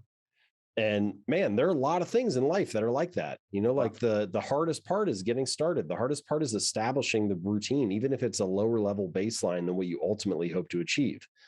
But the reality is, if you can't become the type of person who masters the art of showing up, even if it's just for 5 minutes, then it doesn't matter how good the plan is. It doesn't matter how great your theory is. And so I think the 2-minute rule pushes back on that perfectionist tendency a little bit and just encourages you to master the art of showing up. So good. I'm right. I just finished writing a book called One More. And I get asked that sometimes too. And one of the things that I wasn't thinking about it from this perspective when I wrote it, but you can become the kind of person that says, look, it's my bench press. I'm going to do 10. You do one more, you do 11. I even say, if you're riding the treadmill for 45 minutes, you can build that habit of, okay, I'm going 1 more minute. I do 46. What's the difference in that minute? Well, you stack up that minute over a year, there's a difference, but also your identity begins to change. And I'm not telling you to go from 45 minutes to 3 hours on a treadmill. So actually, as I was doing this, I wasn't thinking of it from this perspective. But now that I'm thinking about it, actually our work is sort of converging, almost in the exact same space. Let's talk about time today and how to bend it, how to manipulate it, and how to use it to your advantage. Let me tell you one thing I've noticed about all the max out performers that I've interviewed on my program and that I've known throughout my life for the last 30 years really in business, sports, entertainment, politics, you name it. The elite performers look at time and use time completely differently than the people who perform at an average level. And so I want to talk to you about some tips and strategies today to begin to think about time and utilize time differently. So let's start out. The first thing I want to tell you about people who win, who max out, they are in a much bigger hurry than the people who are average. And I'm not kidding you when I say this. They're in a bigger hurry to get to their destination, to get to their outcome. Their pace is faster. They walk faster, they talk faster, and their expectation when they're going to arrive at their destination is sooner. This may seem like a very small, subtle thing, but I want you to evaluate how big of a hurry are you in? Because there's something to be said about how close you think you are to a goal and how fast you will run to get to the finish line. Let me give you an example of that. If you and I started out right now and we had a 26-mile marathon to run, right? In our minds, it was 26 miles. And we were going to race each other. We would pace ourselves at a certain speed in order to maintain that speed because of the duration of the run. So if it was a marathon, we'd jog, wouldn't we, pretty slowly. You certainly wouldn't sprint 26 miles. And so because the destination, because the finish line is so far away, our pace or our hurry is limited based on how far away we think we are or when we'll arrive there. But if you and I were to run a 100-yard dash, would the pace be the same? Because the finish line is so much closer, we'd run full speed from the minute we took off, wouldn't we? Because of the proximity of how close the finish line is. The people that win in life don't necessarily have more vision than you. See, it's not a lack of vision always that means that you are going to lose. It's a lack of a type of vision, which is depth perception. You think you're further away from the outcome, and so you pace yourself like it, and you jog all the time throughout your life. The people that win may have a bigger vision, but they have accurate depth perception. They understand how close their goals are, how close their outcome is, and they're constantly in a sprint to get there throughout their day. That means consequently, they get started earlier and they finish later. They get up earlier. Throughout the day, they're in a bigger hurry to get to the places they need to be because the finish line in their mind is so much closer. I cannot emphasize this enough to you, is just the pace and the way time shrinks for elite performers compared to the average. I'm telling you, the average performer can say the same things, read the same books, have the same schedule, yet the person who is in a bigger hurry throughout the day ends up winning the day, winning the week, winning the month, winning the year, and winning the life. And so please evaluate your pace. You should be in a so much bigger hurry than everybody around you. You almost have people telling you to slow down a little bit. So that's number one, is you've got to be in a bigger hurry. The second thing is the way we begin our day. I'm going to tell you right now, either you're going to control your time or your time's going to control you. Either you are going to dictate the terms of your life or you're going to be somebody who reacts and responds throughout their life. This device right here can both speed up time in your life or it can slow it down. It's not always a speed tool. So one of the tips that I've covered before but not enough people implement that I promise you is a quality of max out performers that relates to their time is they control it. They do not react and respond. They dictate the terms of their life most of the time. And that means this: when you wake up in the morning, the greatest thing you could do for yourself is not touch or look at this device for 30 minutes to an hour after awakening. So that when you wake up, you take control of your time. You control the time. You control the beginning of the day. You get clear, you meditate, you pray, you stretch, you think, you go through a gratitude exercise. You control the first 30 minutes of your day. It sets a tone that I'm in charge of my time, not what enters this. If the first thing you do is grab this, this now dictates the term of your day. This controls my day. What hits this, what email, what text, what call hits this, what Instagram post hit this, this controls me. It controls my time. But if you can stay away from it for the first 30 minutes to an hour, you send a message to your brain, to yourself, that you control time, that this day is on your terms. And again, you stack up a day, a week, a month, a year, 5 years of a lifetime of you controlling and dictating the terms of your life for just the first 30 minutes to an hour every day. It will revolutionize your life. It'll be very difficult to do for the first 30 days, but after 30 days, you'll never have the desire to do it again. You'll completely flip your life around. I'm not suggesting that all max out performers dictate every term. Of course I respond. Of course I react throughout my day. It's not the syntax or context of my day. I control my day. There are things throughout every day where we react and respond. There are conversations where someone says something to us. We clearly react and respond. But I'm the assessor of my life, not the assessee. I assess my life. I dictate the terms of my life. I'm not being assessed, and I'm not being dictated to by other people all the time in my life. That's a huge separator in how people look at time for max out performers. The third thing is this: why is a day only 24 hours? I mean, if the average people in the world, or the majority of people in the world, have a 24-hour day, why does that have to apply to you? Many years ago, I discovered, have you ever had a day where in 4 or 5 hours, you got more in the first 4 or 5 hours done or accomplished in your day than you had in a normal day? You ever have a 4 or 5 hour window, a 6 hour window, like you go, I've got so much done in these 6 hours, it's more than I get done in an average day. And what I found out was max out elite performers, people that perform at the highest level, they get more done in a 6 hour window than most people get done in a day. And here's why. Most people measure a day by 24 hours. So I started to think.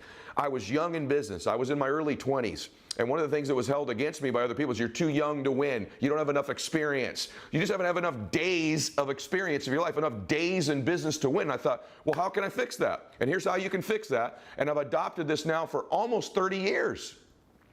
I want the average people I compete against to think they have a 24-hour day. My days are 6 days long. So I want to teach you the concept of running mini days. My first day is from 6 a.m. to noon every day. That's a full day for me. So I try to get done a full day's work from 6 a.m. to noon because I no longer have a 24-hour day in my life. I have a 6-hour day. And so a day to me is that measure of time. It altered the complete direction of my life. It transformed who I am. So now from 6 a.m. to noon is a day. That's my first day.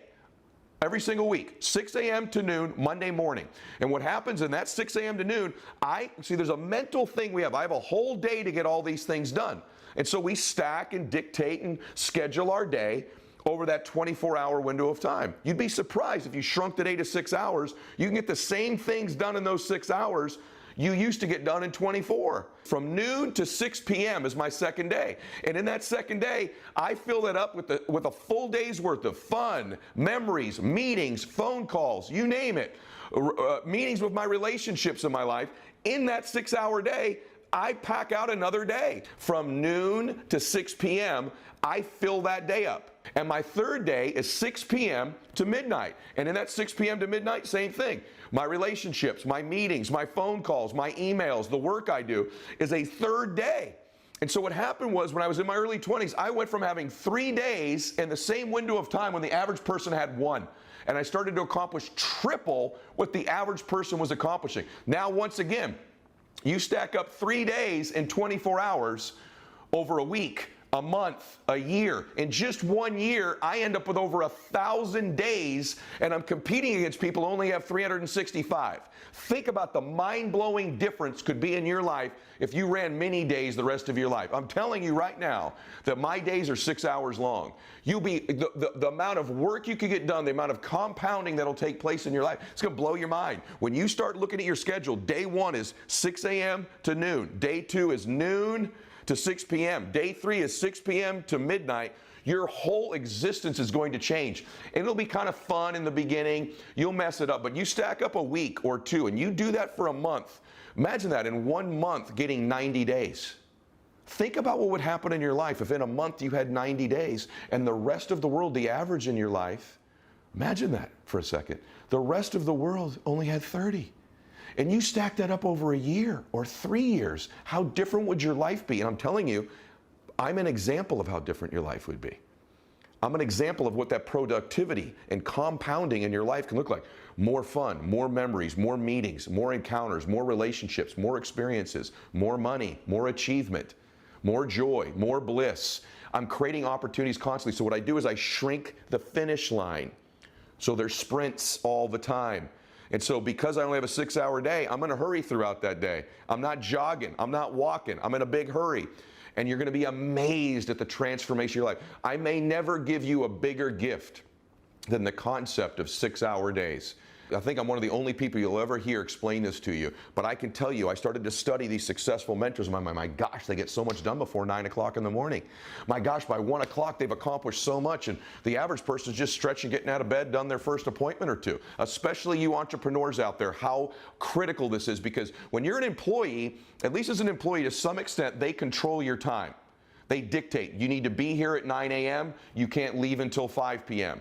And so although that's a nuisance, it helps you be more productive because they're paying you, they tell you when to be there. But what happens for most entrepreneurs, they don't realize when you become an entrepreneur, you've taken on 3 jobs, 4 jobs. It requires more time, but people start to relax. My time's mine, my time's free. I love the freedom of being an entrepreneur. There's the greatest fallacy in the world is that you are free as an entrepreneur. And as a matter of fact, you have more responsibility, more obligations, more accountability when you're an entrepreneur because there's no guaranteed money coming in. The biggest mistake, the biggest misnomer, the worst thinking you could have as an entrepreneur is that somehow you're free because you don't have a job. Just because you call yourself an entrepreneur, if you are one, doesn't make you free. In fact, it makes you less free.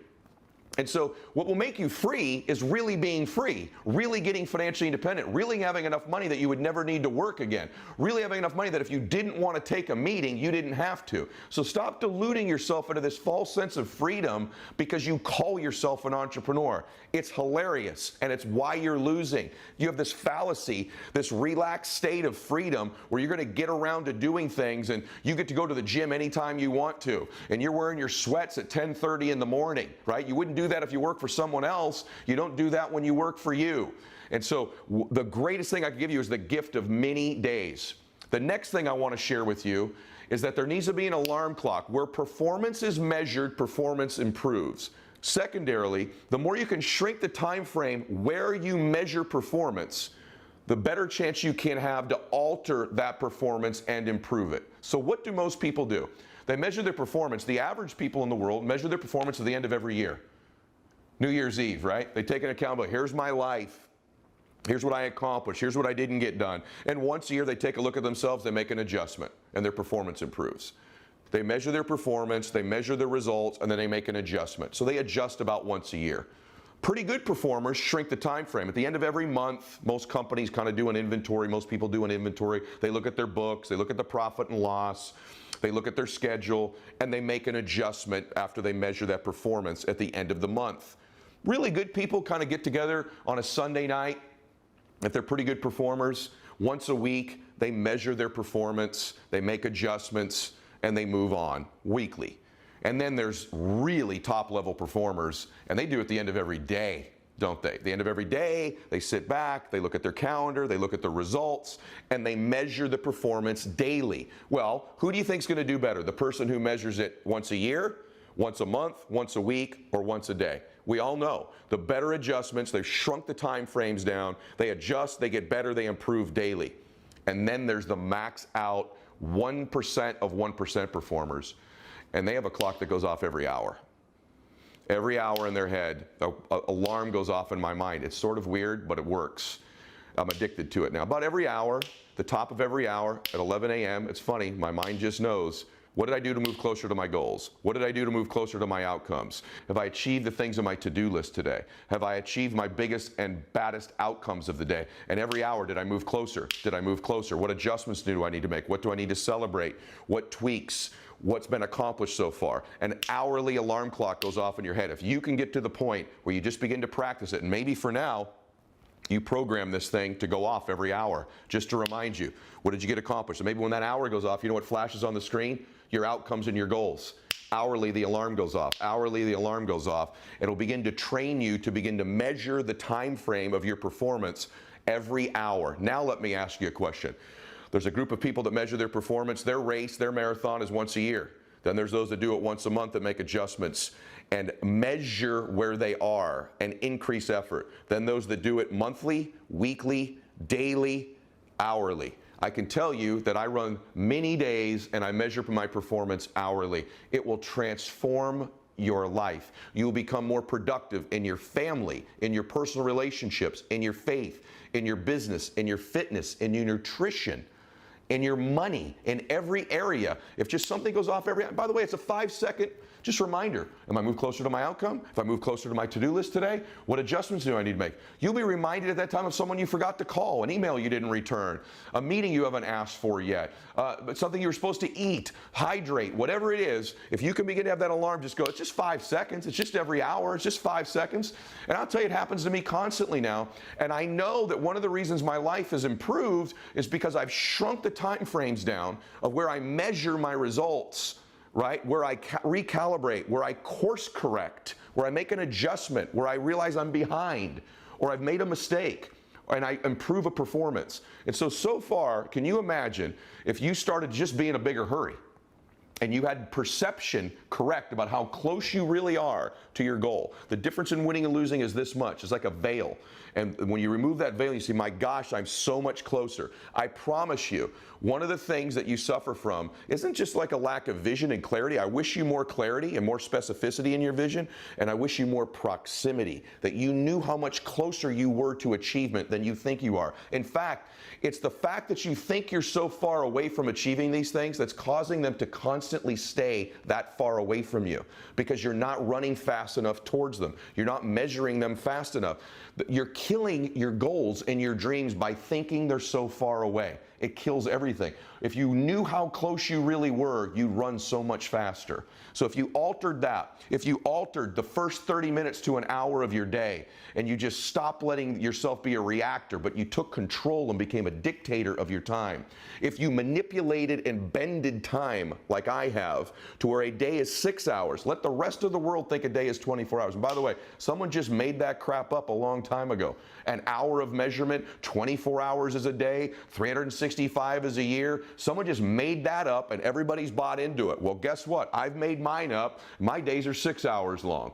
I've just manipulated and changed time. It's a figment of our imagination is how time works. And what if an alarm could go off every hour in that mind of yours, in that heart of yours, just checking, just a wake-up call, just a wake-up, just an alarm. Hey, am I closer to my goals? Am I closer to my outcome? What adjustments do I make? What course corrections? What was achieved? What am I grateful for? It's just a 5 to 10 second reminder, and you're back off to the races again. If the earth spins around once, we call that a day. If the moon goes around us once, we call that a month. If we go around the sun once, we call that a year. It's just stuff people made up, right?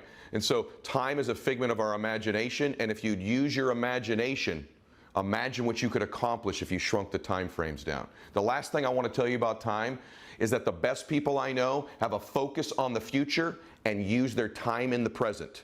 They focus on the future and use their time in the present. Too many of you are focused in the past and are thinking all the time about the future, dreaming, and aren't taking advantage of the present. The present is a gift, and we need to treat it as such. The past is literally gone forever. And in many cases, it's a figment and a manipulation of our imagination. The future is grand and powerful, and we need to be focused there and thinking about it and dreaming about it because we are pulled towards it. But the best people can simultaneously be dreaming and optimistic about the future and take massive action right now. Most of the max out achievers I know in my life spend almost 0% of their time on the past. And I'm talking about people who have pretty darn good pasts in some cases as well. It is wasted time. You are wasting time. You're stealing and robbing your future and your present by focusing any of your attention or thoughts on the past. The past, if it's negative and wasn't positive for you, is a place you should avoid forever. It's not coming back. It doesn't exist anymore. All we really truly have is this moment right now and our dreams about the future. If the past was wonderful and you were a high school quarterback or had a business victory or got a college degree or had an achievement there, those things aren't your present and aren't your future, and dwelling on them and focusing on what you've done previously is not going to produce for you a future. Here's the truth. Your past does not equal your future. What will equal your future is what you do in the present. And so I want to encourage you to take these tips I've shared with you today, and I want you to know, if you would make a couple of these changes, I can assure you your future is closer to you than you think it is if you'll take massive action right now in the present. If you could just start out, brother, you talk a lot about during this time striving to win, maybe not always thriving. What would be some of the things you'd share with someone at any point in their life, but especially now going through uncertainty, so to speak? Yeah, I think right now the ultimate question is, can you still strive in chaos and uncertainty? And what's showing up for people right now isn't chaos or uncertainty. What's showing up for them is the patterns that they developed in previous periods of difficulty in their lives. Yeah. You know, this is a very new thing, they say, but I say also uncertainty and fear, those aren't new things. Hardship, that's not new. And I call on people to call on their own strength and the resilience that they've developed previously before, and put in great mindsets and great habits now going into this that will make them proud. You know, when this started for me, March 5th, I sent a note out to my audience and I said, listen, we don't know what's going to happen with this. And a lot of the close down and shutdowns hadn't happened, certainly not in the US. There was still like, what is happening here? And I said, listen, what leaders do is they set their intentions going into battle. They don't get halfway through and go, hey, what are we going to do here? Instead, they determine what will their character be in that chaos. And so way early, I said, here's my 3 things to all my audience. Number 1, adopt the role model mindset. Okay. When you adopt the role model mindset, that's the domino that knocks down every other strength you'll be required to call upon. What's that mindset, bro? What does that mean? Role model mindset means I realize that as I'm going to endure difficulty in life, the kids are watching, my friends, my family, others are observing and being influenced by me. There's a contagion out there, but there's also an emotional contagion out there. Let me be that role model in showing people how to deal with things with perspective, with being centered amid the storm, with the strength of intention to say, you know what, I know this is going to be hard, so let me take care of myself and let me be kind to other people. When we determine ourselves to be a role model, we literally change our behavior. We say, you know what, 2 things happen. 1, I want to be a role model because 3 months from now, 6 months from now, from a year, when we look back, I want to be proud of my character and my behavior during this time. Please let me be proud of how I endured difficulty in my life. Please let me be proud of how I endured difficulty in my life. That requires intention for how you want to endure difficulty. And second, remembering the reality that we're relational animals, that others are observing and seeing and experiencing what we are. And so let's do a good job for them. Let's show the kids how our values are demonstrated in times of uncertainty. Let's show our team how we deal with scary, fearful business environments. Let's show our friends how much we will be for them when the going gets tough. That's the role model mindset. Very good. It demands a lot of us, and it's easy to say, well, it's so much easier just to, go along and see how it turns out and And why don't we put our lives on pause? But if everybody did that, society wouldn't continue on. When I have people on, it's interesting, brother. It's why I love the conversations we have privately too. You have a way of, I kind of put things through my truth meter and my experience meter, if this makes any sense. I know you Good. Yeah. speaker tip. And I don't articulate like you said. That's exactly sort of what I've been thinking. My kids are watching me. My colleagues in the business world are watching me. People on social media are watching me. And I sort of consciously chosen to create an example that I'd be proud of, even though maybe not in every single second I'm feeling that. I find that as I begin to want to model that behavior, it transforms my state and I now feel it. There's almost a gift you give yourself by doing that. I interrupted you. You said there were a few things, but I wanted to make sure that everyone understood what you meant when you said that. Yeah, but also you brought up something really important, Ed. You said that sometimes you feel it and you might not show that, right? One part of the role model mindset in this difficulty too is showing the uncomfortable feelings to our kids, to let them know, or our team know, yeah, I'm tired. Yeah, I'm overwhelmed too. Yeah, I'm stressed too. I mean, being vulnerable is not separate than the role model mindset. In fact, real emotional strength comes down to two things. Emotional strength comes down from that part of us that's self-reliant. I'm strong enough to bear difficulties in my life, but also psychologically, we talk about resourcefulness, and that idea that resourcefulness is our relation to the world. It means our ability to ask for help and search things out when we ourselves don't have the capacity or the capability or the competency to do something. So part of the role model mindset is going, you know what? When I'm really going to struggle, I'm going to tell the truth. And I'm going to tell people, I'm kind of struggling. But then what I'm going to do, instead of backing off, I'm going to enroll. I'm going to say, you know what? I'm struggling. I bet you are too. How are you doing? Oh, you're struggling too? How can we do this together better? It's not withdrawing or holding back or putting on, a fake face just to placate or please people, because I know a lot of parents have to do that sometimes to keep the kids sane. But you also have to say, hey, how can I find that balance between leading and being strong and making sure I don't discount the part of me that is insecure or vulnerable or unsure? Because in times of difficulty, you want to demonstrate that you're willing to ask for help, because then the kids learn to ask for help. By the way, and right before we did the call, I made a post saying, guys, one of those days, right? And I think also the impact you make if you're not vulnerable is minimized tremendously, because somehow you have this armor or you're superhuman. And I have done, it's funny, interesting you say that. Max is 18, Bella's 16, and I've always worked hard, but lately harder. And they know, and there's been a couple moments, like everyone here, if I'm being real, there's been some stressful moments in the house. I mean, we're all in the house. I'm working 18 hours a day. Yeah. They're watching Netflix with mom. Sometimes it's loud. I'm like, hey, quiet down. I'm in here working. They're like, gosh, dad's kind of wound up. And I did do what you just said. Everyone, just a lesson between the two of us. I said, hey, guys, this is a difficult time. Dad's got some concerns.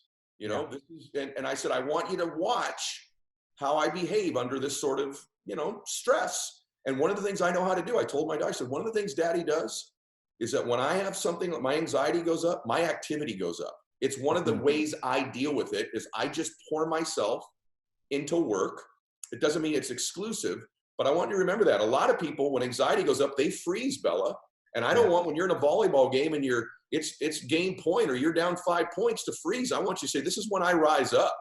This is who we are. And so I did. It's ironic to say I used my vulnerability as an opportunity to teach a lesson. Daddy's not superhuman. Daddy's not different than you. I'm making a choice, a conscious choice, which we're going to talk about later. I've made a conscious choice during this time that I am a little scared. I do have anxiety. I am worried for other people and us. So I just want to second that big time. I love that you went in intentionally with that.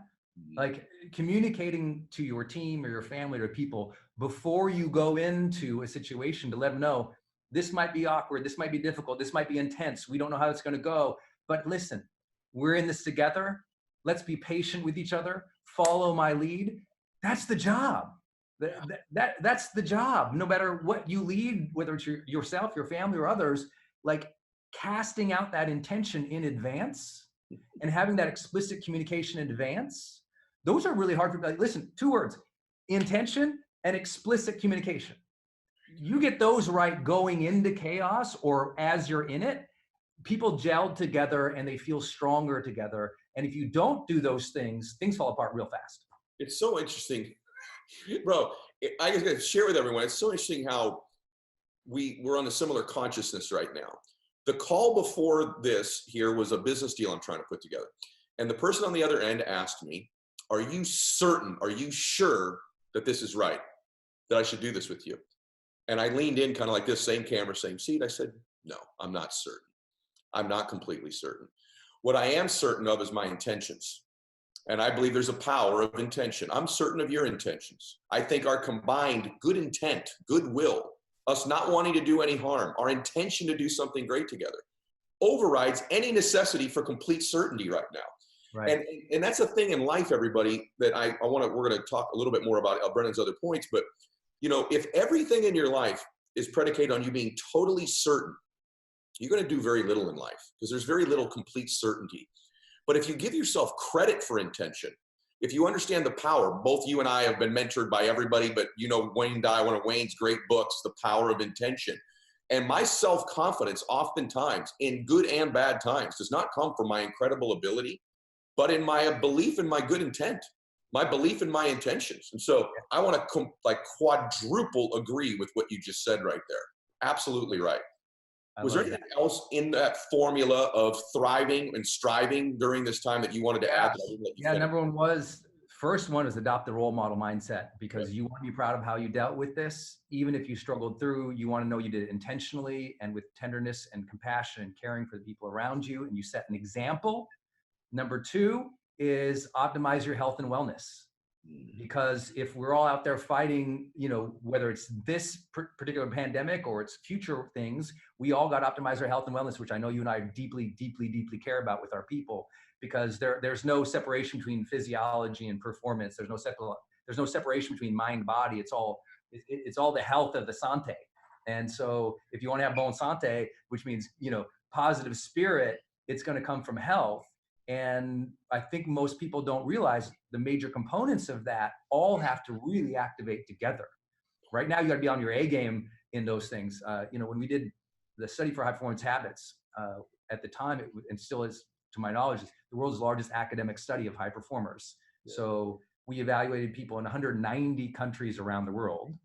And, you know, over 2 million data points. We had an epic team from University of Pennsylvania's positive psychology department, UC Santa Barbara's positive psychology department. We had a lot of smart people on this thing. And one of those habits was the ability for high performers to generate energy.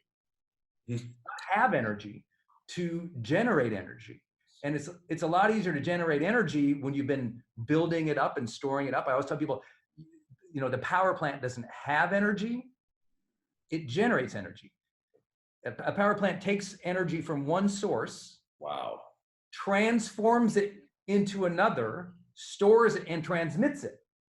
And so right now, we've all got to take energy from this low grade source, negativity, fear, upset, outrage, terror. We got to take that low grade energy, and we've got to be able, in our like mind, to be able to transform that and transmit something different, another level of energy. You know, I've been blessed to work with Oprah, and her big aha, one of her big ahas in her life was to say, you know, this idea that you have to be responsible for the energy you bring into a space. And we got to be responsible for our energy, but also our health and wellness. We got to practice, you know, meditation, exercise, diet, sleep. We got to deepen our relationships. We got to take the supplements we got to take to feel great. Whatever we have to do, we got to line it up. And the good news is, as we're recording this right now, Ed, people have either figured that out or not. Yeah. And my message to people listening right now is, if you don't feel like you found your footing in this yet, emotionally, take a little bit of a time gauge when you're listening to this, because, you know, right now we're 2+ months in. And, you know, if you haven't found that yet, it's time to ask for help, because maybe the tools you have, or the knowledge you have, or the will, or the discipline, or the training isn't there yet that would give you that solid energy to perform from. Because performing from fatigue and exhaustion you're never going to get your best. You're going to be shorter with people. Your mind is going to bonk right when you needed to be kind of smart. You know, things happen. And in our study, we found high performers were, forgive me if I don't get exactly right. High performers were something like 42% more likely to work out 5 times per week than underperformers. Wow. That idea, bro, of, you know, you and I both are workout people. Obviously, you know, everyone I think knows they should, but sometimes why? I've not heard it said that way. I know you're quoting Oprah, but that idea of bringing conscious of the energy you bring to an environment. Like that's 100. You and I would both, right when you clicked into the Zoom, what did I say? I just completely changed my state. I literally said to him, you guys, my energy just changed. I literally said that. And I do believe that's true. High performance people are extremely conscious of the energy they bring to an environment at any given time. And you can't be bringing that energy if you're not filling your cup. Yes. If you're not doing it yourself. So, wow, very good, bro. Very good. What's 3? Yeah, well, you know, just on this energy part too, and I want to clarify something real fast on high performance and then on this energy piece. High performers, what is high performance? It actually academically means something in our study. It means people who achieve long-term success while also still maintaining well-being, which is usually based on happiness and fulfillment and health, and positive relationships. Because there's this myth, I can't achieve high performance without burning myself out, without the grind, without, you know, wiping myself out 24/7, outworking everybody else and all these other things. And hey, for some people that's true. However, high performance it's based on long-term success measures in any given field. And you can't have long-term given success if you wipe out your health or your positive relationships. And so on the health aspect of things, one thing that people do is they think, you know, we're saying just work out 24/7, do all these things. The world's largest study on productivity that's ever been done, one of my favorite studies that's ever been done, found that high performers, the people who achieve the most, produce the most, and feel the most fulfilled, they take breaks every 52 minutes. Wow. So every 52 minutes, they break from whatever they're doing. Wow. So in my life, that it kind of shows up at, when my butt hits the chair, I literally set my iPhone for 50 minutes. 50 minutes starts. When it goes off, I stand up if I'm sitting down. I might bounce in place and close my eyes because visual fatigue is very, very, very, very intense for people on screens. So bounce in place, close my eyes, take 10 deep breaths, get some water, might hit the ground and do a few push-ups and vinyasa flows, come back up, set my intention and go. Because those pit stops throughout the day, listen y'all, pit stops throughout the day is how the race car wins the race. The high performance machine actually doesn't need the pit stop. It takes the pit stop so it can go faster longer. The high performance machine doesn't need the pit stop. It actually takes the pit stop so it can go faster and longer. So you have to have breaks on the hour. So people always confuse, well, Brendan must be saying go, go, go, go, go. Actually, I'm saying go, pit stop, go, pit stop, go, pit stop. And that way, when I hit, 6, 7, 8, 9 o'clock at night and people are with me, they're like, holy, how are you still going? I'm like, because I've been recharging every hour while you've been burning the candle every hour at both ends. It's that recharge that really help performers go longer at what they do. So I really practice that. Very good. Okay, do we finish that? Do we get to everything on that answer? Yeah, so role model mindset, health and wellness, and the last piece, which I think is so important, skill up. Okay. Skill up. I said this, my entire career to people, you got to skill up.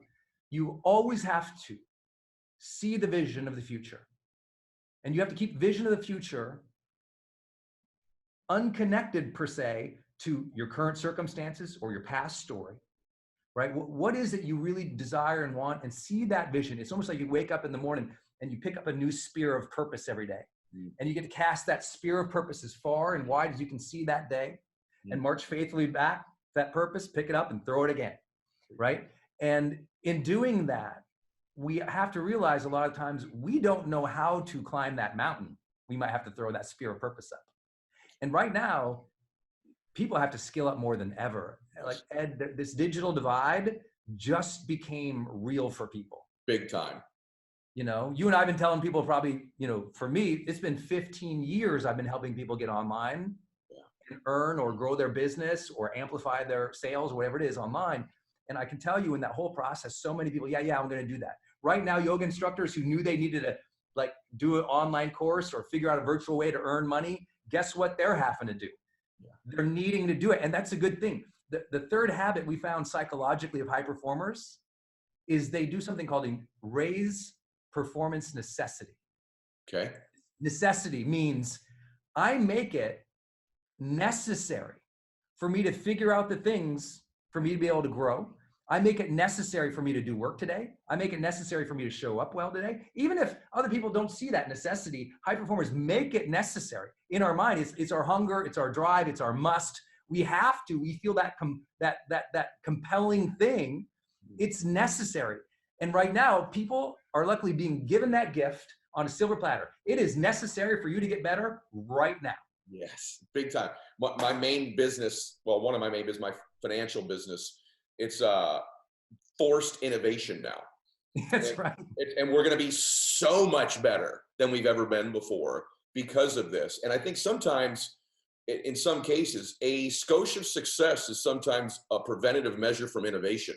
And so when you do hit stress like this, it sort of can be a catalyst for true greatness. So guys, if you haven't figured it out yet, you need to get High Performance Habits. It's one of the books I would say to you, everybody, that you're behind if you don't have. Like, there's books that sort of repeat themselves on success and different. This is different stuff. And so if you don't have these habits and you're not aware of them, you're behind the people that understand this information. And you're getting flavors of it today. But chapter 1, okay, I think it's amazing when you write something that's profound, it stands the test of time. Yeah. But then when you write something that's, I think, a bit revolutionary, its importance and value is magnified during times like these. Yeah. I think your book and the things you and I do, even today's show, you said, go seek help. I'm hoping that's what today's show's doing for so many people. But chapter 1's all about clarity. And I think when it gets noisy and all these things are flashing at you, real or imagined, it becomes more incumbent upon us to get clear during that time when most people don't. So talk about that for a second. I think there's got to be a reason why it's number 1 in the book. Yeah. And I think during this time, I'd blow this interview if I didn't ask you about that fact for everybody. So give them the gift of some of your wisdom about that.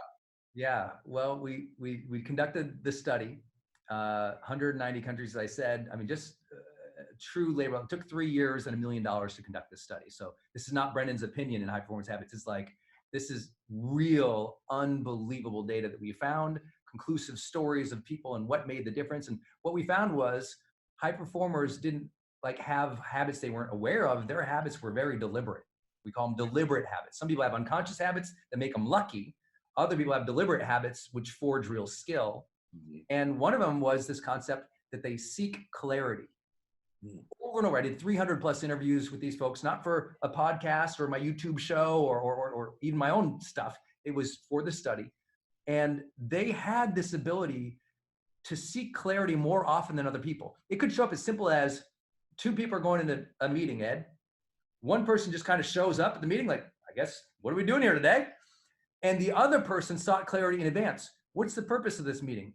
What do we want to achieve? Who's going to be there? What are their intents? What do we need to provide service to them? Again, going back to Oprah, if anyone ever has a blessing to have meetings with her, and I've had the blessing of training her and her executive team on some of these concepts and high performance habits.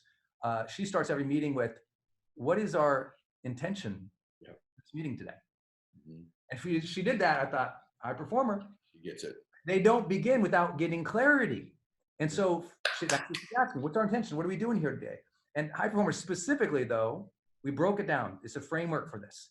They seek clarity in 4 general areas constantly. And it's not that they ever get perfect clarity, but they are constantly asking questions. High performers ask more questions than underperformers. Underperformers sit there and they don't engage. High performers constantly ask questions. And so here's what they ask. They seek clarity on 4 categories. Number 1, on self. That means, who am I and how do I want to behave and be perceived in this situation? Okay. I mean, imagine that, asking that right now. A lot of people have to redefine themselves, recalibrate their behavior. Who am I without a job? Who am I without commuting? Who am I without a team around me? Who am I in isolation? The stuff of identity, they are constantly checking in. High performers, that's why they journal more than the average population. They're going inside, they're introspective about self. Second area they're constantly seeking clarity on is social interaction, which is, who is this person with me? What are their needs? What is it that they're trying to achieve or have or feel? And how do I want to treat them and be treated in this relationship? Why do high performers have more positive quality relationships than the average populace? Because they're constantly setting that boundary and expectation and conversation explicitly with others, just like you do with your kids. Hey, this is going to be hard. Dad's going to be a little, dad's going to be a little anxious right here, but he's going to do this. And that conversation, that explicit conversation, you are setting sort of ground rules in relationship. High performers do that. They don't just bumble in and out of relationships. They set boundaries, set expectations. Very good. A third one is skills. Coming right back to skilling up. They're always intentional. Here's a great test for everybody listening.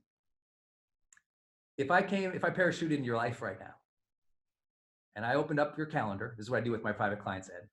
I'll parachute in, open up their calendar. They don't get to talk to me. They don't get to show me their house or their team, talk about their purpose, no mission statements. Open up your calendar. And I'll sit in front of their calendar for an hour, just going day by day over the past 3 months and going day by day in the front. And if I can't tell what skills they are working to develop in their lives, I know they're not. Bam. The other question in our interviews here, listen to this one, you'll love this one. It took me about 150 interviews, and these are structured academic interviews, not entertainment interviews, for me to figure this one out. When I asked high performers and underperformers, because we were interviewing a lot of people, I said, tell me, what are the most important skills you're working on in your life right now? High performers could answer that, listen to this one, could answer that question on average 11 seconds faster than underperformers, meaning it was top of mind. And their list usually on average was 5. They could knock off 5 things I'm working on, and underperformers struggled to figure out 1 or 2. Now, listen, that doesn't have to do with your background, doesn't have to do with your ethnicity, doesn't have to do with your income, doesn't have to do with, your education level.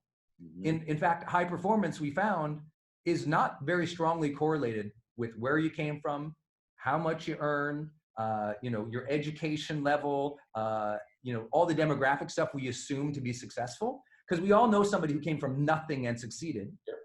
And we all know lots of successful people who are tyrants and have no friends and crap health.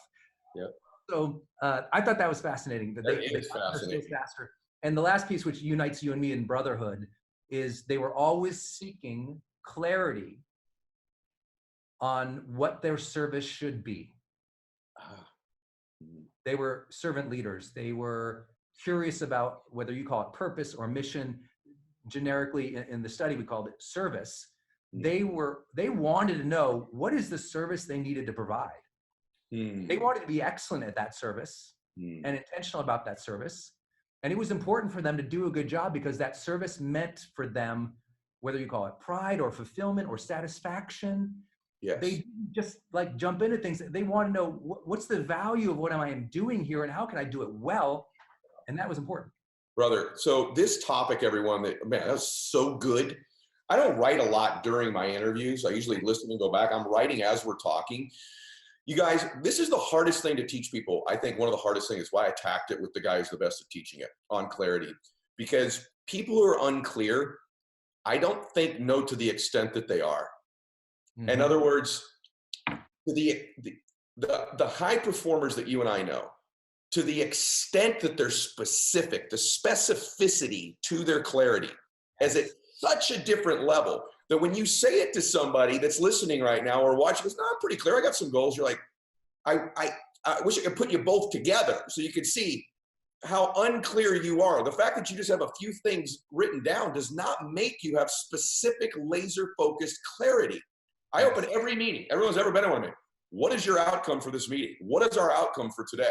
Nice. And to the specifics. So it leads to where I want to go, because more than anybody that I know, you have a system and a process you go through. What I love what you call, it's like conscious design, right? Like you're the best at this. So just give them a little bit of a flavor of how you seek clarity and how you sort of design your life.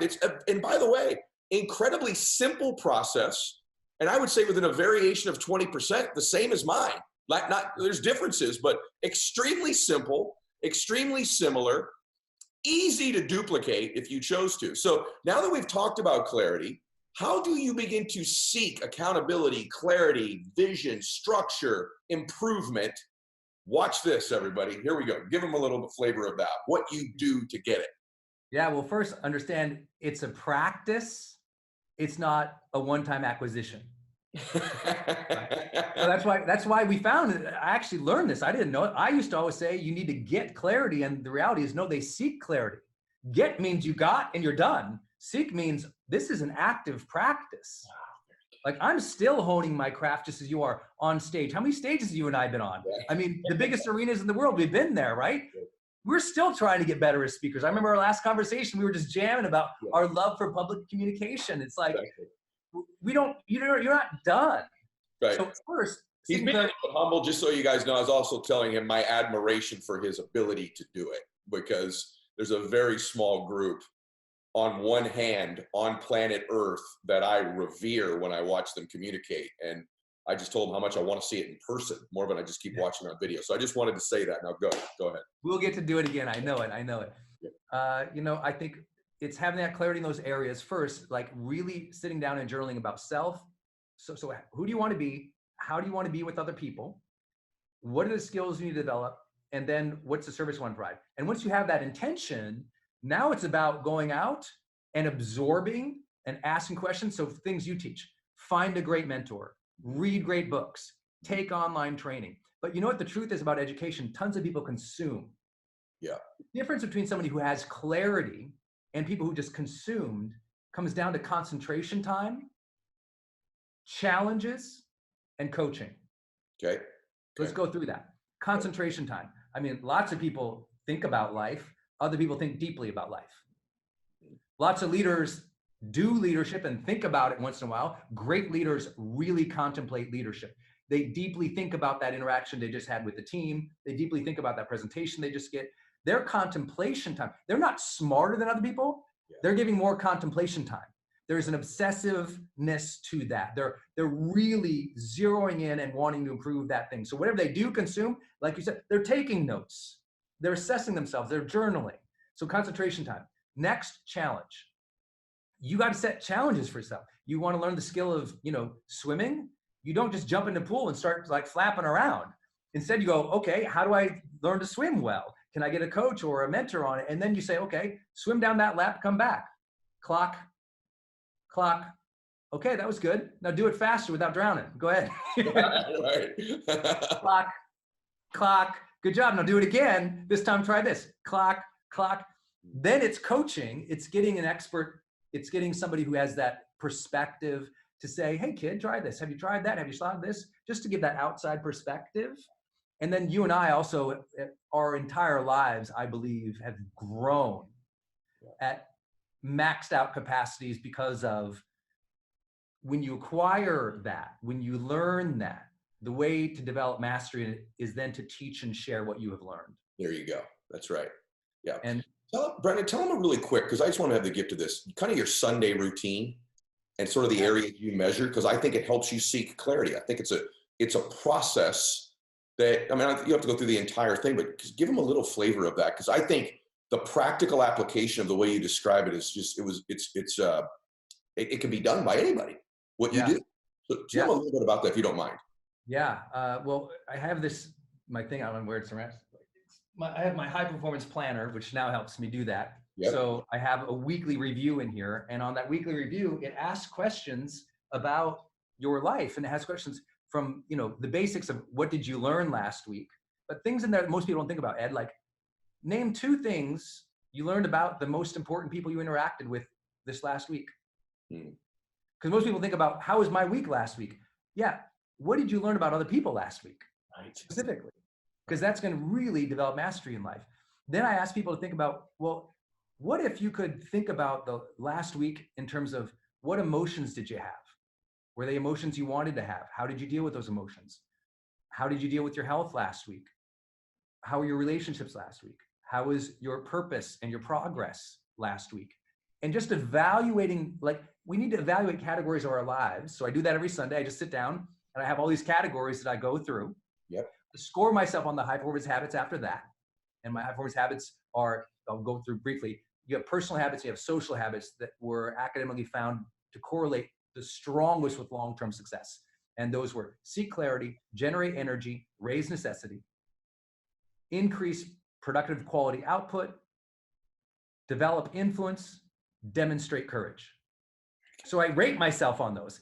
And it's not like every week I'm like, I was so courageous last week. Holy. No, it's like, at least I'm keeping my mind on the radar of what's important. Everyone should have a written thing of what you are measuring yourself on in life and what you are trying to improve. And that should be something you look at every Sunday. And then I forecast. I sit there and I look at what's upcoming this next week. And a lot of it is pivoting, deleting, changing, shifting based on what happened in the last couple of weeks, especially now at this time. It's like, you know what, that meeting's not as important anymore. We got to move that around. You know what, this crisis happened for my friend. I got to shift this thing over here. You know what, this challenge is going on over here. Let me make sure I give 2 hours to that. And I look at the blocks of time I've scheduled for the week ahead. And I just reorganize a little bit, recalibrate. And those simple things always help. And then of course, for me, Sunday's family time. So it's a lot of calls and a lot of FaceTimes with my family, my 4 nephews who are like our lives, just touching base and having an emotional connection with the people in our lives. I think one of the differences, guys, that maybe you've not heard before is scoring yourself. So I think a lot of people kind of have some goals. Maybe they do review. How many years roughly have you been doing that on a Sunday? 24 years. 24 years, everybody. So it's a long-term plan to become one of the most influential people on the planet in the career you've chosen, okay? But what is different that is not talked a lot about. So there's all these things you teach, bro. You're so used to them that some of the uniqueness and how special it is even lost on you because you do them, right? And one of them is ranking yourself, having an honest, not as you would have liked it to have been, but as it really was, and then project forward as to what you would like it to be. That ranking, scoring yourself, everybody, having your own scoreboard. Every person listening should have a category of things that are important to them. Yep.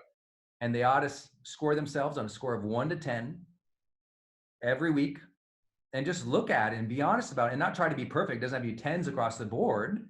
It's just honest self-evaluation. Right? Some people say, oh my gosh, self-evaluation feels terrible, Brandon. I'm getting these bad scores in my high performance planner. I'm like, okay, listen, self-evaluation is different than self-judgment. You can score yourself in a way in which you observe it, you accept it, you take the lessons from it, you set intentions to do better without self-hatred, without bemoaning yourself, without making yourself bad or the victim or the martyr. Like that's part of maturity, is being able to observe our own behavior and gauge it. And so there's not many things in my life that I don't have a scale of 1 to 10 on. When I go and stand in line anywhere, which I can't, someday will happen again. When I go stand in line, I always sit there and I meditate to myself privately. And I just think, okay, on a scale of 1 to 10 right now, how present and joyful am I? And I'll just stand there in line. No one knows I'm asking myself. And I'm like, well, I'm kind of feeling like a 6. And I'll go, okay, do you want to live a 6, Brendan? Or would you like to be an 8 right now? I'd like to be an 8. Okay. Well, what would it take to be an 8? Well, I remember stand up a little bit here. I'm gonna take a few deep breaths. I'm gonna shake my leg on the ground a little bit. I'm gonna talk to this person in front of me, make them laugh, and let's go. Life is on again.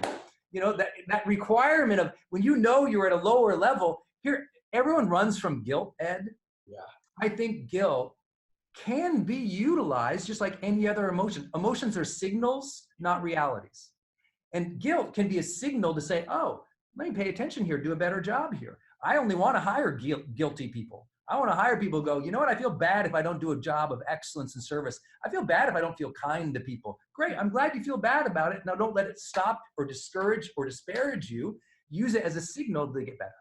So good. I got to just say something to everybody. So I get asked that question a lot. And there's a fine line between self-assessment and self-judgment. And you all need to learn that line. And I drive my friends crazy, brother. It's so funny how we're so similar. And guys, I'll let you all know something. Privately, I drive my family and friends crazy because I'm constantly ranking everything. How was today? 1 to 10. How was your day today? Dad, it was good. No, 1 to 10. How was it? How was that movie? 1 to 10, right? How was that bike ride? 1 to 10. How was that meal? 1 to 10. I rank everything 1 to 10. It drives people nuts. Like, can't you just have the meal? I'm like, yeah, I had the meal, but I want to know 1 to 10. How was that spaghetti sauce? Like everything in my life. You know why though?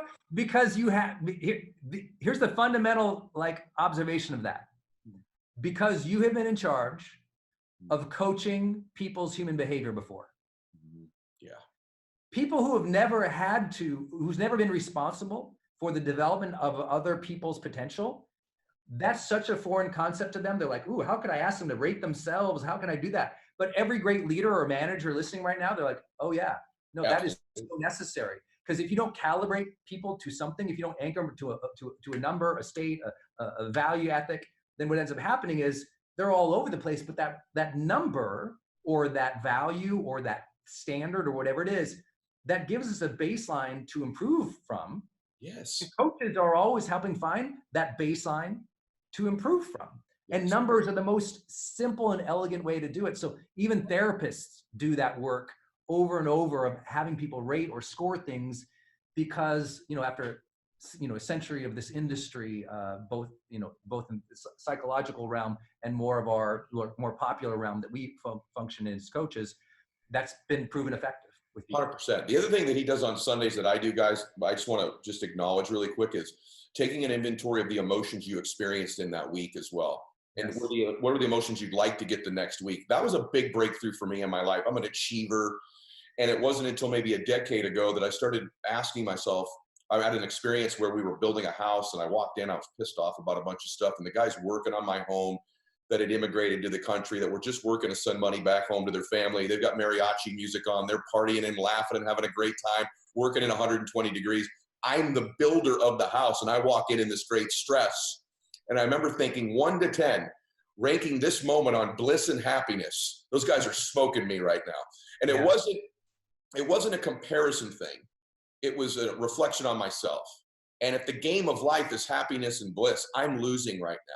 And it wasn't one of these things where I judged myself like I'm a loser. It was more of a wake-up call as a catalyst to change. So be asking yourself, ranking some of the emotions you want and don't want, how much are you getting of them? 2 questions left for you, brother. Let me jump in on that real fast because do it. I tell everybody, it's like I started earlier, like the power plant doesn't have energy, it generates energy. We also don't have happiness or joy. We generate those things. And when we realize that, that's one of my, we have shirts and hats that say bring the joy on it. Because if you ever come over to my house, Ed, which I hope you will sometime, come visit us down here, everyone else says, Brendan, what should I bring when I show up? I go, bring the joy, baby. Yeah, it's awesome. Bring the joy. That's all. Just bring joy into other people's lives because you will feel so much better about that. And I'll also talk, because your audience is real fast, about one misidentification people often have who are high performers. When they evaluate their emotions for the past week, they often get upset with themselves that throughout the week they were too intense or too anxious. And what I tell performers all the time, oh, no. For a lot of people, intensity is deep caring. Intensity, or what feels like anxiety to other people, that's their readiness state. That's like you and I are intense dudes. Yes. If you see us backstage, we're intense. You better watch out. Because that intensity isn't against anybody. That's revving up the engines. And so don't misjudge the times that you were anxious or you had a lot of energy, because sometimes what that appeared to be in reflection as a negative was something that was turning you on, getting you ready to go. You have to be careful about how outlets, but an intense, forward, assertive energy, while that scares a lot of people, and when they reflect on, oh, I was too intense. No, what you were doing was that's called performance edge. And performance edge is different than anxiousness, over aggressiveness. It is something that high performers uniquely do. And it's an energy they all described like fighting and having difficulty to explain to people. So if those of you who are listening, you think, wow, my emotions have been way too intense on people, just realize that might be your performance edge coming up. And now it's your job to take that edge that's coming up, and how can you translate that into a positive thing? Not something to fight, not something to push down, not something to explode on people, but rather to go, oh, you know what? This is my readiness state. Oh, instead of having that feel like this, let me get those things in formation a little bit and let me turn that into joy. So that you're bringing joy from that experience, and it's not freaking people out. It's the same energy, just they'll feel more positive and you will too. That's a brilliant distinction. Brilliant distinction. I'm glad you added that. Very good. Very good. Yeah, if you go watch a talk I had that had no anxiousness or intensity prior, you would watch a really bad talk of mine. So right. You strike me as a guy because of, overcoming, you make light of it, but you overcame a meth addiction. Mm-hmm. I mean, here's a guy who, everybody, he has so much humility, but this is a guy who now, there's one person in really 17 years who's Dr. Phil's trusted with that seat to help be on the show on a relatively regular basis. Yeah. The guy who that is was at one point at 22 years old calling his parents saying, I'm meth addicted, get me into rehab, right? Like that's incredible what you've turned yourself into. You've also founded these, is it CAST? CAST centers. CAST centers. So tell them a little bit about the CAST centers and what you do with that. Yeah. Just give everybody kind of the full rounded version of, yeah, of what you do. I kind of cover a totem pole in my career. So when I say totem pole, at the bottom is like psychiatric disorders, chemical dependency, need a lot of support and structure. So I started a treatment center. The first groups I had in my apartment in Venice, because I didn't know how the heck I was going to afford to have an office or anything. And it's expanded quite a bit. And now it's a outpatient clinic with, we treat straight depression or straight anxiety, dual diagnosis, which means, chemical dependency and alcoholism with another diagnosis. Mental illness of some yeah, type. so we have evening programs, day programs, and that's in West Hollywood. Okay. And now with insurance, it's great. They cover.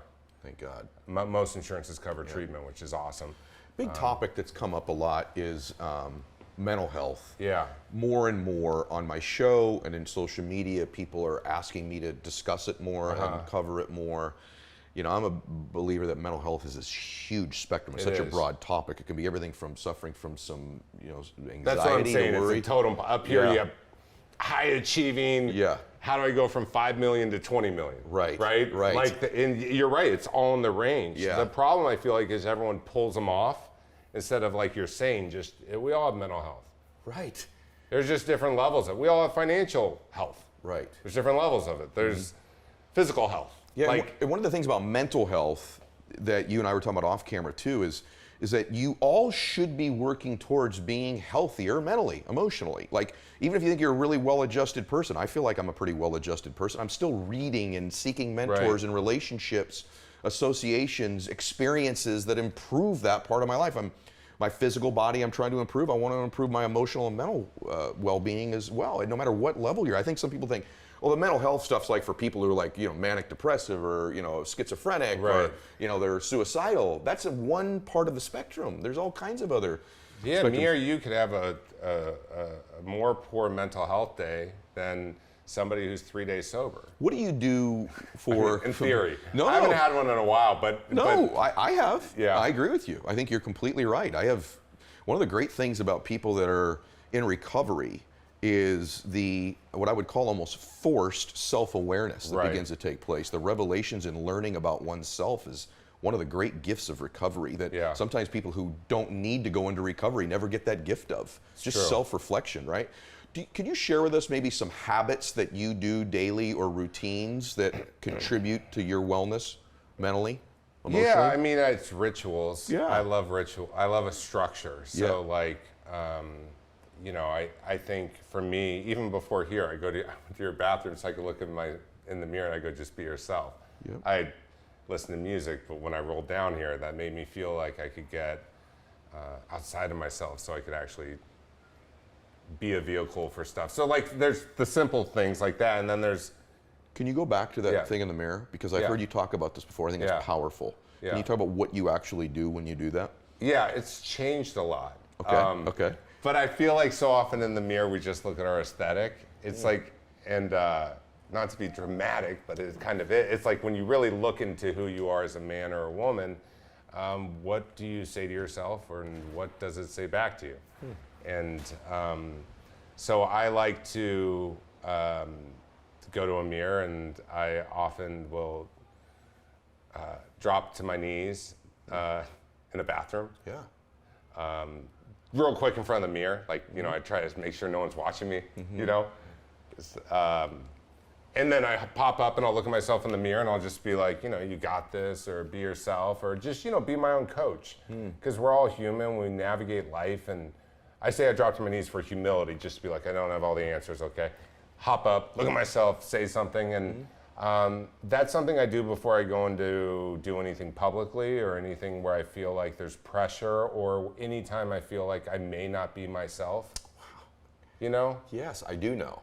Because I want to be that. I want to be Superman. I want to be Merlin. Like, I don't want to, I know for my own life, good comes when I am myself. And I hear you talk about that in your podcast and on your show. And so, you know, look, there's the basics of gratitude lists, you know, which they work. Yes, they do. And I always will call people to ask, if I'm ever feeling completely obsessed with myself, which we all do, because you get what you put out, right? And so when we're self-obsessed, it's hard to get out of it because we're just obsessed with ourselves. And so what I'll do is I'll consciously call people and purely ask them how they're doing, and not tell them how I'm doing. And I'll do that just to get out of myself. Bro. You know, and I feel like that's why I chose this profession too, is I get selfishly, I don't even know if I can cuss up. You can. Fucking love helping people, because I, in return, feel this spiritual connection to life. You too, right? And so it feels good to do that. So I mean, I want to acknowledge a couple things, because it's just ironic. The reason I wanted you to tell that story was I've not had anybody else ever share that. So I don't do it in a mirror, but before and at first it sounds like a George Michael moment, and it's not. No, Okay. I actually, it made it someone who's never done it before. This is a bad joke. But what it is no, I know exactly what you mean. No. And you can get away with saying that probably a little better than I can. Yeah. Having said that, though, I don't feel that way. I before every show, every speech, any significant encounter I have, I hit my knees as well, and say a prayer. And I ask, you know, for God to, you know, support me in that meeting and be my best self. Yeah. Actually, I don't know that I use that exact word, but that's the thought. And every night when I pray, people ask me, you know, how do you physically pray? I pray on my knees, and it's just a reason that it humbles me. It gives me a version of humility. So grounding, literal grounding, right? And so I just want to second that, because there's so many things we're covering. People go, yeah, that's a big deal for me. Yeah. The other thing that you do about calling people, we do it a little bit differently, but calling people and checking in how they're doing, I do that. But what I love to do, everyone, I'll give you you may think this is weird, but when I'm in a public place, I will find people regularly, about every time I'm out in public. I'm at a gym, I'm at a restaurant, I'm at a grocery store. I just randomly pray for somebody. Just peace be with you, or God bless them. And I just pray. I get out of myself and pray for the person. For some reason, that gives me comfort, gives me strength, gives me humility.